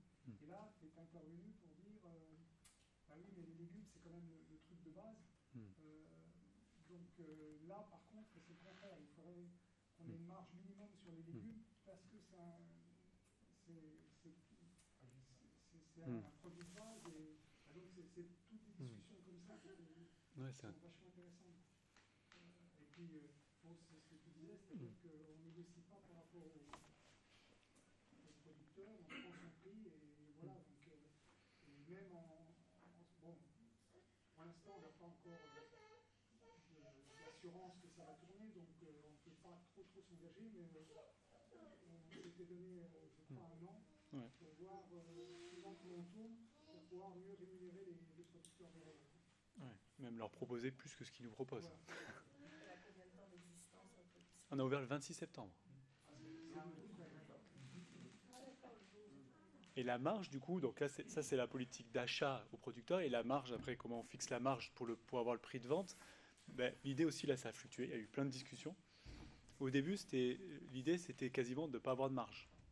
Il y a même eu des fois des discussions, c'était 0% de marge. Bon, on est redevenu un peu raisonnable, mais aujourd'hui, on a deux systèmes de marge. Parce qu'on a 2 statuts dans l'épicerie, le statut coopérateur et le statut non coopérateur.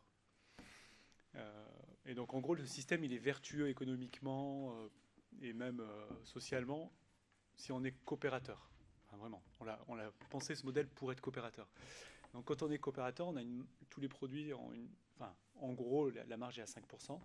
Et quand on est non coopérateur, la marge est à 20%. Mais c'est pas beaucoup, 20% non plus. Par exemple, la Biocoop, on a un exemple, mais c'est 35 en moyenne, la marge sur les produits. Donc, vous voyez, 35 et 5%, la différence. Et 20%, ça reste pour les non-coopérateurs quand même pas non plus un truc de fou. Donc, ça veut dire qu'il y a un double affichage dans l'épicerie. Quand vous rentrez, tous les prix, il y a un double affichage. Prix coopérateur, prix non-coopérateur. Alors, pour être coopérateur, évidemment, il y a quelque chose en échange, quoi. Et ce qui est en échange, c'est de donner du temps pour faire fonctionner l'épicerie. Donc, ce qu'on demande, c'est 3 heures de temps bénévole par mois. Ou, parce qu'on a voulu aussi que un système soit très ouvert, et on sait qu'il y a des familles, par exemple, avec des jeunes enfants, où les 2 personnes travaillent, qui ne peuvent pas faire de permanence, mais qui voudraient vraiment être coopérateurs. On a ouvert la possibilité d'être coopérateur sans faire de permanence, mais en cotisant 60 € par an. Voilà. Donc aujourd'hui,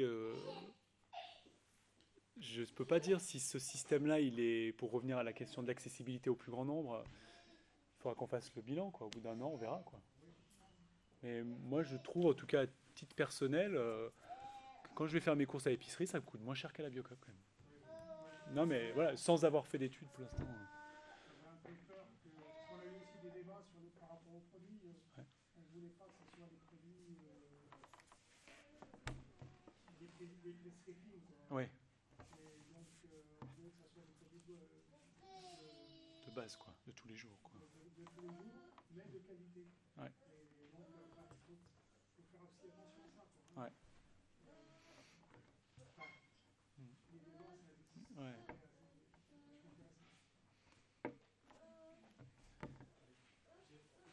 Je voulais vous demander à propos des ventes de terre, puisque toutes les ventes la SAFER doit être informée de toutes les ventes de terre. Est-ce que vous, quand vous êtes candidat comme VFA à l'achat de terre, est-ce que vous êtes prioritaire aux yeux de la SAFER? C'est ma question. Ouais. Et si vous aviez une proposition de loi à faire aux législateurs en vue de permettre l'acquisition de terres par de jeunes venant même extérieurement de l'agriculture, qui voudraient s'installer comme agriculteurs, et quelle proposition de loi vous pourriez faire? Alors, ouais, j'ai compris la question. Et donc, sur le premier aspect, donc sur la SAFER, alors c'est un sujet un peu complexe et technique. Et je vais essayer d'être le plus clair possible. En fait, il y a dans le marché du foncier, aujourd'hui, il passe quasiment pour 90% hors des canaux de la SAFER. Par contre, il est vrai que c'est-à-dire que la SAFER n'intervient pas en tant que structure qui va acheter puis revendre. Par contre, il est vrai que sur cette partie du marché où ça se passe entre deux propriétaires, un propriétaire vend et il y a un acheteur, le notaire est obligé de faire ce qu'on appelle une notification SAFER, c'est-à-dire d'informer la SAFER qu'il y a une vente. Alors, le GFA dans tout ça. Dans le cas où c'est une acquisition par la SAFER et ce qu'on appelle une rétrocession SAFER, qui est un cas qui n'arrive pas souvent. Mais nous, ça nous est quand même arrivé 2 fois sur Malin. Donc en gros, c'est quoi ce cas-là? C'est un propriétaire qui n'a pas envie de s'embêter, parce qu'il a plein de terres et que c'est compliqué, et que sur ces terres, il y a plein d'agriculteurs, ou alors il sait qu'il va y avoir plein d'acheteurs potentiels, il confie la vente à la SAFER. La SAFER se substitue au propriétaire, devient propriétaire, et ensuite fait un appel à candidature publique. C'est sur le site de la SAFER, et donc il y a des candidats ici. Et donc là, nous, effectivement, quand on voit ça et qu'il y a des terres qui nous intéressent, le GFA en candidate. Donc ce que je dis, ça nous est arrivé 2 fois. Et 2 fois, on a gagné contre d'autres personnes qui candidataient. Alors, quels sont les critères de la SAFER qui font qu'ils choisissent tel acheteur plutôt qu'un autre? La SAFER, c'est une société anonyme qui est une forme de délégation de service public par l'État. Et donc, elle a des obligations. Les critères sont régis par un schéma agricole qui dépend du ministère. Et donc, les critères, c'est favoriser l'installation de jeunes. Le critère d'agriculture biologique est devenu un critère. Et il y a un critère de consolidation ou de pérennisation des fermes. Et c'est souvent entre le premier et le troisième qu'il y a des tensions. Parce que vous savez, entre installer et pérenniser une ferme, c'est à l'interprétation des gens de la commission. Quelqu'un qui a déjà 100 hectares et il y a 10 hectares qui se libèrent, il peut argumenter que ça va consolider sa ferme. Parce que par ailleurs, il ne vit pas de son métier et qu'il a un modèle agricole qui de toute façon n'est pas viable, mais on se fait souvent avoir pour ça. Mais quand même, alors la SAFER, vous savez que les comités les comités techniques SAFER sont départementaux. Les représentants dans les comités techniques SAFER, c'est des gens qui représentent la profession agricole, j'allais dire dans sa diversité, mais en fait sa diversité est assez faible. Et donc il y a des effets corporatistes dans ces commissions qui font que des fois aussi les terres elles vont aux copains de la FEDE, de la FDSEA, plutôt qu'à des jeunes qui s'installent, dont on sait que sa couleur c'est plutôt une couleur Confédération Paysanne par exemple. Bon, nous il se trouve qu'à chaque fois on a gagné. Alors pourquoi? Nous, on y va toujours, on candidate toujours en GFA porteur de projet. GFA propriétaire qui va louer un porteur de projet. Et nous, les porteurs de projet, c'est des jeunes qui s'installent, qui n'ont pas beaucoup de terre et qui sont en bio. Donc, on remplit les 2 premiers critères. Et le GFA est identifié, vraiment bien identifié aujourd'hui en tant qu'acteur territorial au niveau de la SAFER. Donc, nos dossiers sont assez crédibles. Maintenant, ce n'était pas le cas au départ, mais maintenant, ils sont assez crédibles auprès de la SAFER et du comité technique qui nous connaît. Et donc, bon, voilà, pour l'instant, sur les 2 ventes, SAFER, rétrocession SAFER, on a gagné. Après, sur l'autre partie, qui est en fait la majorité du marché agricole, si vous avez une vente, par exemple, un agriculteur vend 20 hectares, et en fait, il s'arrange avec son voisin, ce qui arrive souvent, qui lui en a déjà 150, qui va en avoir 170. Ça se passe contre eux. La seule façon qu'on a de le savoir, c'est donc la fameuse notification SAFER envoyée par le notaire. Mais cette notification SAFER, elle est envoyée à qui? Aux référents syndicaux du comptant. Vous connaissez bien. Donc, si vous n'êtes pas référent cantonal SAFER, vous n'avez pas l'info. Donc, nous, ce qu'on a fait, c'est qu'on est devenu référent cantonal SAFER.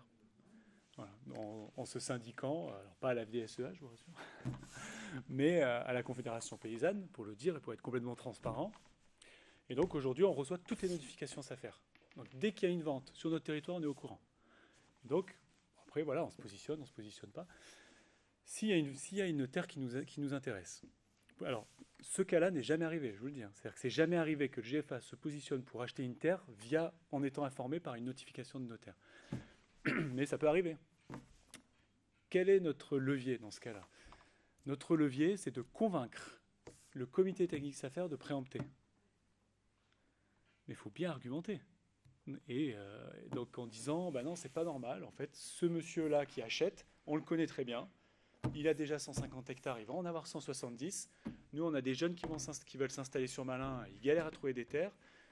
On peut acheter ces terres pour les installer, blablabla, blablabla, argumenter et poser un recours, enfin, demander la préemption à la SAFER, non pas ici pour une révision de prix, ce qui est aussi le cas de préemption classique à la SAFER, c'est que le prix est trop cher ou pas assez cher, mais une révision pour reconsidérer le type de projet agricole sur ces terres-là. Alors nous, ça ne nous est jamais arrivé, donc je ne peux pas vous dire si ça marche, mais en tout cas, on espère bien utiliser cet outil à un moment donné s'il y a des terres qu'on voudrait avoir pour installer des jeunes et qui partent à l'agrandissement. Voilà. Ouais. Oui. Il est souverain dans sa décision. Tout à fait, oui, tout à fait. Il est souverain. Oui, mais imaginons que le comité technique dit oui, vous avez raison, le GFA champ libre, ces 20 hectares doivent revenir à des gens qui s'installent et pas à l'agrandissement. Le comité technique est souverain et décide de ça. Il fait une préemption pour restructuration du projet. Le propriétaire, c'est lui qui est souverain. Droit de propriété, 1789, article, je ne sais plus combien, 40 de notre Constitution, la propriété est un droit absolu. Le propriétaire, il dit quoi? Moi, je ne vends plus. Et qu'est-ce qu'il fait? Il va s'arranger avec son voisin autrement pour qu'il ait les terres. Soit en créant une société. Vous savez qu'aujourd'hui, Non, vous savez, il faut que j'arrête de dire ça, c'est mon défaut de prof, ça. De dire, vous savez, les étudiants, ils me font la remarque à chaque fois. Mais non, monsieur, on ne sait pas, puisque vous êtes là pour nous apprendre. Du coup, ce que je voulais dire, c'est que je ne sais plus combien ça représente, mais il y a une bonne partie du marché foncier qui passe par des sociétés. Par exemple, alors ça, je dis des exemples des réels, mais je ne dirai pas où. Mais c'est dans notre coin. Il y avait une société par action qui a 1000 hectares. 1000 hectares. Et qui veut s'agrandir pour acquérir 500 hectares de plus. Si ça passe à SAFER, ça c'est mort. Il y a une notification, tout le monde lève les drapeaux rouges. En fait, ce qu'il faut, c'est juste vendre des parts sociales. Et si vous ne vendez pas 100% du capital social d'une société, en fait, ça ne passe pas par une notification SAFER.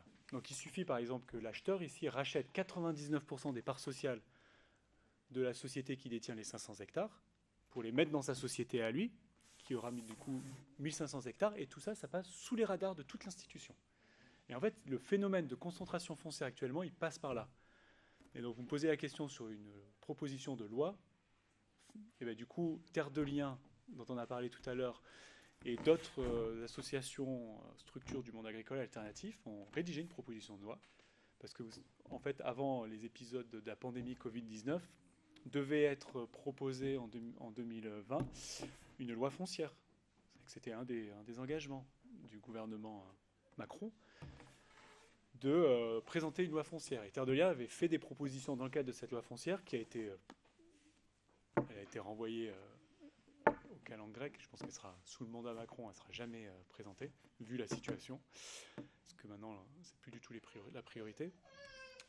Mais il y avait cette idée de réguler les ventes de parts sociales de sociétés, c'est-à-dire que la SAFER soit aussi au courant de ces ventes-là, pour réguler ce marché de la concentration, parce que dans la bosse de la France, c'est des milliers d'hectares qui aujourd'hui se concentrent comme ça avec des investisseurs étrangers. On a parlé des Chinois, vous savez que ça a fait un peu scandale à un moment donné. Ben oui, des sociétés chinoises qui, par des sociétés comme ça, en fait, rachètent des milliers d'hectares en France. Donc ça serait une première voilà. Ouais. Oui. Oui. Oui. Oui. Il serait presque normal qu'un GFA qui entend installer un jeune puisse bénéficier aussi, lors des ventes de rétrocession ou autrement d'un droit de préemption. Hop, hop, hop, hop. Ça pourrait être Ah, mais ça serait formidable. Si vous entendez développer l'agriculture biologique, disons raisonnable, eh bien il faut quand même, enfin, permettre à des jeunes de s'installer, des jeunes venant même de la ville, n'ayant aucun passé familial agricole, eh bien c'est un moyen d'accès Alors, qui, tout à fait. à l'usage des terres. Tout à fait. Alors, il existe, sans modifier la loi, il existe tout un tas de dispositifs qui sont juste aujourd'hui, mais qui sont juste pas utilisés. Alors, le droit de préemption, la SAFER a le droit de préemption. Mais il y a un autre acteur très important qui a le droit de préemption. Les communes. 35 000 communes en France qui ont le droit de préemption. Ah bon, ça dépend. Une commune qui veut faire un terrain de foot, elle utilise son droit de préemption. Mais par contre, qu'il soit jamais utilisé pour installer des jeunes dans l'agriculture, je veux bien vous croire. Mais ça, c'est le problème d'une politique locale. Mais il est tout à fait possible aussi, c'est aussi une voie possible, de reprendre des mairies dans des villages par la voie électorale ou convaincre votre maire, si vous ne voulez pas vous lancer dans la bataille des municipales, et de convaincre votre maire qu'il a un droit de préemption et que sur sa commune, dès qu'il y a une vente, il peut appliquer ce droit de préemption, faire des réserves foncières municipales, communales, pour ensuite les distribuer à des agriculteurs. Il y a même des communes aujourd'hui qui rachètent des terres, qui ont fait jouer leur droit de préemption, qui rachètent des terres et qui créent des régies maraîchères. C'est-à-dire qui salarient, comme une régie de l'eau, qui salarient des gens pour faire du maraîchage. Du coup, le maraîcher, il a la sécurité du salarié, la cotisation du salarié, il est à l'URSSAF et pas à la MSA, ce qui est quand même un gros avantage. Du coup, la commune, c'est une régie, donc c'est public, et la nourriture, elle va à la cantine, par exemple, du village ou de l'interco. Ça, c'est à Rennes, c'est à Mouans-Certoux, c'est à Lons-les-Sauniers, il y a plein d'exemples en France. Donc, il y a quand même des leviers qui existent, mais qui ne sont pas du tout utilisés, ou très peu. Alors, il y avait quelqu'un qui voulait poser une question depuis un moment. Ouais.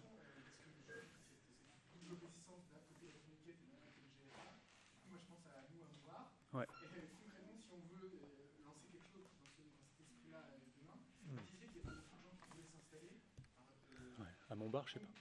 Concrètement, ça veut dire que si un GFA se crée, vous pensez qu'il y a Bien sûr. La foule de néo-ruraux qui veut s'installer en maraîchage bio, en élevage. Je vous promets pas la foule de néo-ruraux, hein, mais en tout cas, je peux vous dire qu'il y en a. Non, mais pas de néo-ruraux, mais je peux vous dire qu'il y en a. Nous, ça n'a. Le... Dans votre, vous avez actuellement, enfin, vous avez racheté des terres et vous avez des gens qui se sont installés sur ces terres, excusez-moi. Oui, bien sûr. Oui. Alors nous, il y a actuellement sur le terre du GFA, il y a eu 3 installations. Voilà, sur les terres du GFA. Voilà, il y en avait une à la base, même plusieurs à la base. Hein. Et alors, nous, si vous voulez, ça s'est créé en même temps parce que nous étions déjà un groupe, un petit collectif au départ dans lequel il y avait déjà des projets d'installation agricole. Nous, c'était vraiment le projet au départ. Et après, ça s'est étendu et le GFA se créant, se faisant connaître, a accueilli des nouveaux porteurs de projets qui ont juste entendu parler. Hein. Le paysan boulanger, par exemple, qui fait ses céréales, qui fait sa farine et qui fait son pain, il n'était pas là au début. Et c'est dans la dynamique de création du GFA, il sortait de son BPREA à Lons-le-Saunier, à Montmoreau, et du coup il a été intéressé pour venir s'installer sur Malin dans le cadre du GFA. Voilà, donc... Vous avez un maraîcher, non ? Et le maraîcher, alors voilà, je voulais en venir ici pour répondre à la question des candidats. Nous, on avait un candidat maraîcher avec qui on travaillait depuis 1 an et demi pour qu'il s'installe sur Malin. C'était quelqu'un qui était venu nous voir, toujours le même principe, qui avait entendu parler du GFA, qui était venu nous voir. Puis, pour plein de raisons dont je vous passerai les détails, il a arrêté son projet. Et du coup, on s'est retrouvés, nous, c'est vraiment un projet d'installer des maraîchers, on s'est retrouvés pour la première fois à faire un appel à candidature public pour trouver un maraîcher. Et là, on a reçu, alors pas une foule, mais on a reçu 20-25 candidatures de maraîchers qui veulent s'installer à Malin. Alors, les conditions sont favorables à Malin aussi. Je ne dis pas que c'est pas attractif aussi. On a créé une dynamique qui rend les choses aussi attractives. Il y a déjà une épicerie, il y a déjà un collectif constitué, il y a une dynamique, on n'est pas loin de Dijon. Voilà, donc ça veut dire qu'il y avait des gens attirés, c'est sûr, mais il y en a plein. Il y en a plein des. Bah, moi, je vous y invite. Et puis, on peut même vous accompagner sur des aspects techniques. Il n'y a aucun souci. Ouais. J'ai peut-être une question, Tom Michael, on aura une autre, c'est ça? Non, ça va. C'est bon. Et puis après, je pense qu'on va passer pour la convivialité, on va dire, même si c'est très convivial. Justement, par rapport à la création du GFA, donc si j'ai essayé d'être attentif, mais si j'ai bien compris, vous étiez 2 ou 3 au début et vous êtes passé à 200. Donc, comment on fédère autant de monde? Bon, j'imagine avec beaucoup de com, enfin voilà. Comment on fédère autant de monde? En combien de temps pour vraiment qu'il se passe quelque chose? Et est-ce que au démarrage, 2 ou 3 personnes suffisent pour installer une ou 2 personnes? Et quel capital il faut réellement pour pouvoir installer une ou 2 personnes? Ouais. Donc on a vite été beaucoup plus nombreux, hein, mais effectivement au départ l'idée, on a organisé, je me rappellerai toujours de ça, le 25 février 2015, la première réunion publique. On avait distribué un POF tract sur réunion publique pour la création d'un GFA à Malin, dans les boîtes aux lettres du village. On avait loué la petite salle de la mairie parce que bon, on se disait, voilà, on va se retrouver à 10. Et puis en fait la salle était blindée, il y avait plus de 70 personnes. Donc on n'a pas fait de com, en fait, on a fait vraiment un petit tract qu'on a distribué dans les boîtes aux lettres. Donc il y a quand même une attente. Et je crois que d'autant plus dans la période maintenant, là, un peu de crise complètement systémique de partout, écologique, pandémique, machin, il y a vraiment une attente. Donc encore une fois, il ne faut pas attendre d'être nombreux pour faire. Les gens, ils vont arriver si vous créez l'enthousiasme et la dynamique. Il faut créer l'enthousiasme et la dynamique, et les gens, il y a plein de gens qui réfléchissent et qui se disent, bah oui, c'est ça qu'il faut faire. Et donc après, ça fait 5 ans le GFA, donc on est 200 aujourd'hui, mais c'est l'histoire de 5 ans quand même d'un processus. Mais c'est vrai qu'on a été assez rapidement une centaine. Et je ne sais pas ce qui a fait les ingrédients, mais je pense que ça répondait à une attente. Il y avait des projets agricoles concrets derrière, ça c'est important. Hein, c'est important qu'il y ait des projets concrets agricoles, voilà. On a fait effectivement un peu de soirées publiques, de projections débat pour sensibiliser à ces questions-là. Et puis il y a un élément dont j'ai pas parlé ici, mais qui pour moi est vraiment central dans la réussite peut-être de ce qui a été fait à Malin, c'est qu'on n'a pas fait que acheter des terres agricoles, on a investi un lieu physique dans lequel aujourd'hui il y a une brasserie, il y a un fournil, il y a un café associatif, et il y a l'épicerie, la Tourniquette. Et il me semble que cette unité de lieu, en fait, est vraiment importante pour fédérer. Voilà, créer en fait un lieu où les gens puissent se sentir un peu chez eux pour faire des initiatives, monter des projets. C'est pas hors sol, quoi. C'est très concret, très ancré. Et ça, je pense que ça a joué, le fait d'avoir ce lieu commun, en fait. Alors, ce lieu, du coup, c'est l'autre partie. On a parlé de Rhizome avec la Tourniquette. Le café associatif, c'est Rhizome aussi, l'association. On a parlé du GFA. Et du coup, il y a une troisième structure, je ne pensais pas en parler ce soir, mais, qui est la SCI, qui est une SCI qu'on a créée aussi, qui est une structure collective. Alors, on est moins nombreux, on est 21 dans cette société-là, on n'est pas 200. Et en cas, c'est un autre modèle économique qui est aussi basé sur la solidarité, mais qui est une autre dimension, et qui a permis d'acheter... c'est un lieu aussi où il y a des habitations, parce que une des problématiques pour l'installation agricole, c'était aussi de pouvoir se loger. C'est-à-dire qu'on peut trouver des terres, on galère à trouver des bâtiments agricoles, mais on galère encore plus à se loger. Et à Malin, il y a une pression sur les logements de fou, parce qu'il y a Dijon à côté, et que c'est devenu un peu un coin attractif. Et donc en fait, nous, dès le départ, on s'est dit, en fait, il faut qu'on ait un projet où il y a des logements pour les agriculteurs. Donc on a dans ce bâtiment qui fait 800 mètres carrés, il y a actuellement 1, 2, 3, 4 et bientôt 5 logements. Et il y a 6 locaux d'activité. Voilà. Pour la brasserie, le café associatif. Voilà. Donc tout ça, c'est au même endroit.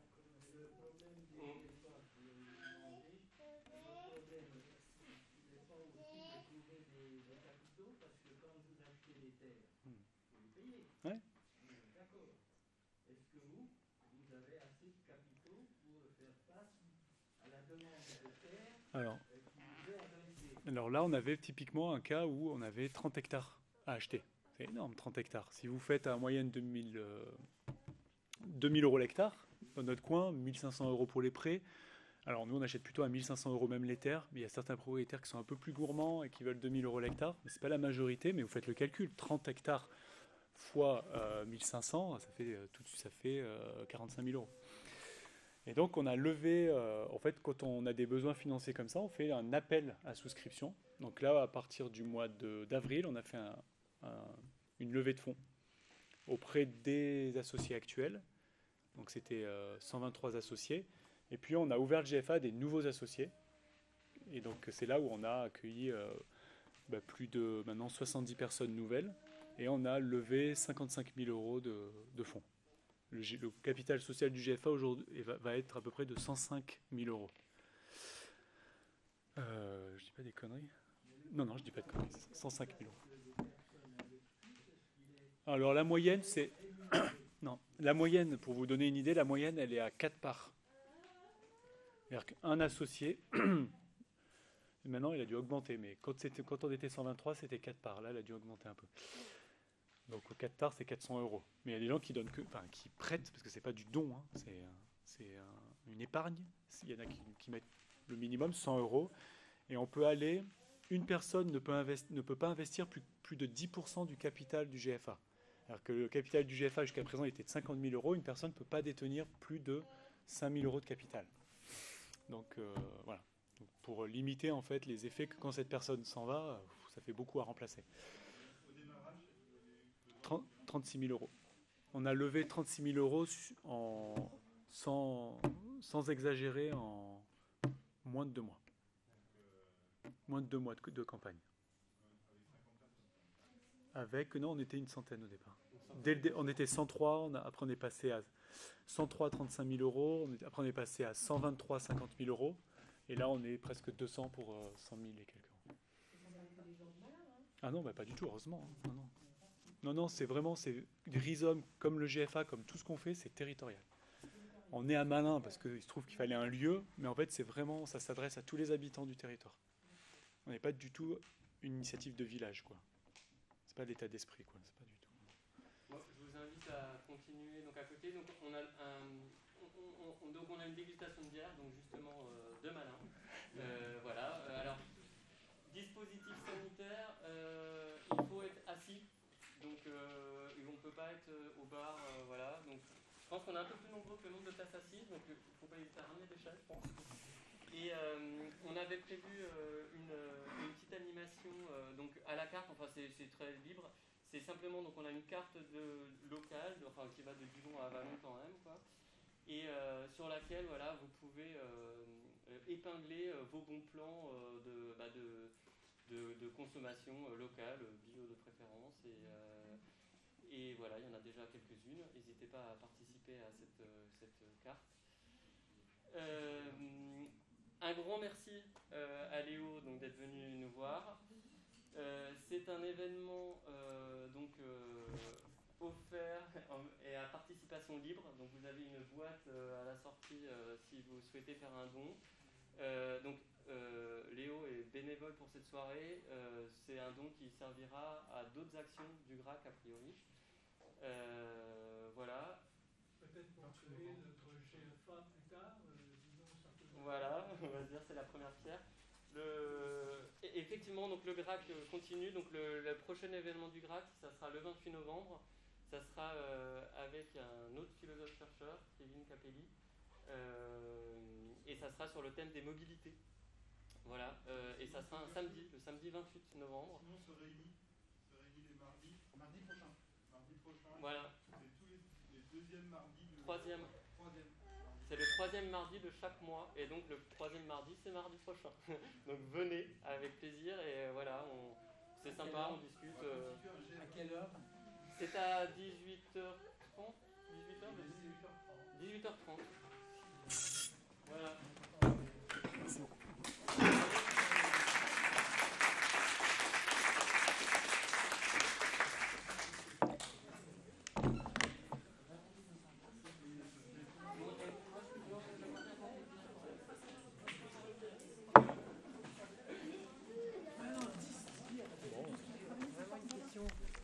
Poser parce que j'ai vos premières parties là, très alarmistes quand même.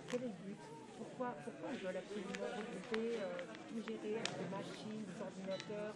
C'est quoi le but final? C'est de compte que le capitalisme continue à vivre. Oui, mais à un moment donné, je veux dire, ce qu'on va manger, ça va plus avoir aucun intérêt nutritif. Pour la vous parlez majorité. Oui, mais il y aura toujours des usines à 1000 vaches. Il y aura toujours des de lait, on îlots. s'en fout. Il y aura toujours des îlots de gastronomie. Il y aura toujours des choses de qualité qu'une élite pourra se payer. Et oui, en fait, les inégalités. Moi, je pense vraiment qu'on va dans une période de creusement des inégalités. Mais c'est quoi le but? C'est pas un but humain, quoi. Enfin, je vois. Faire de l'argent. Non, mais c'est une bonne question. Voilà, c'est pour ça que je me dis, mais pourquoi ils veulent absolument tout posséder?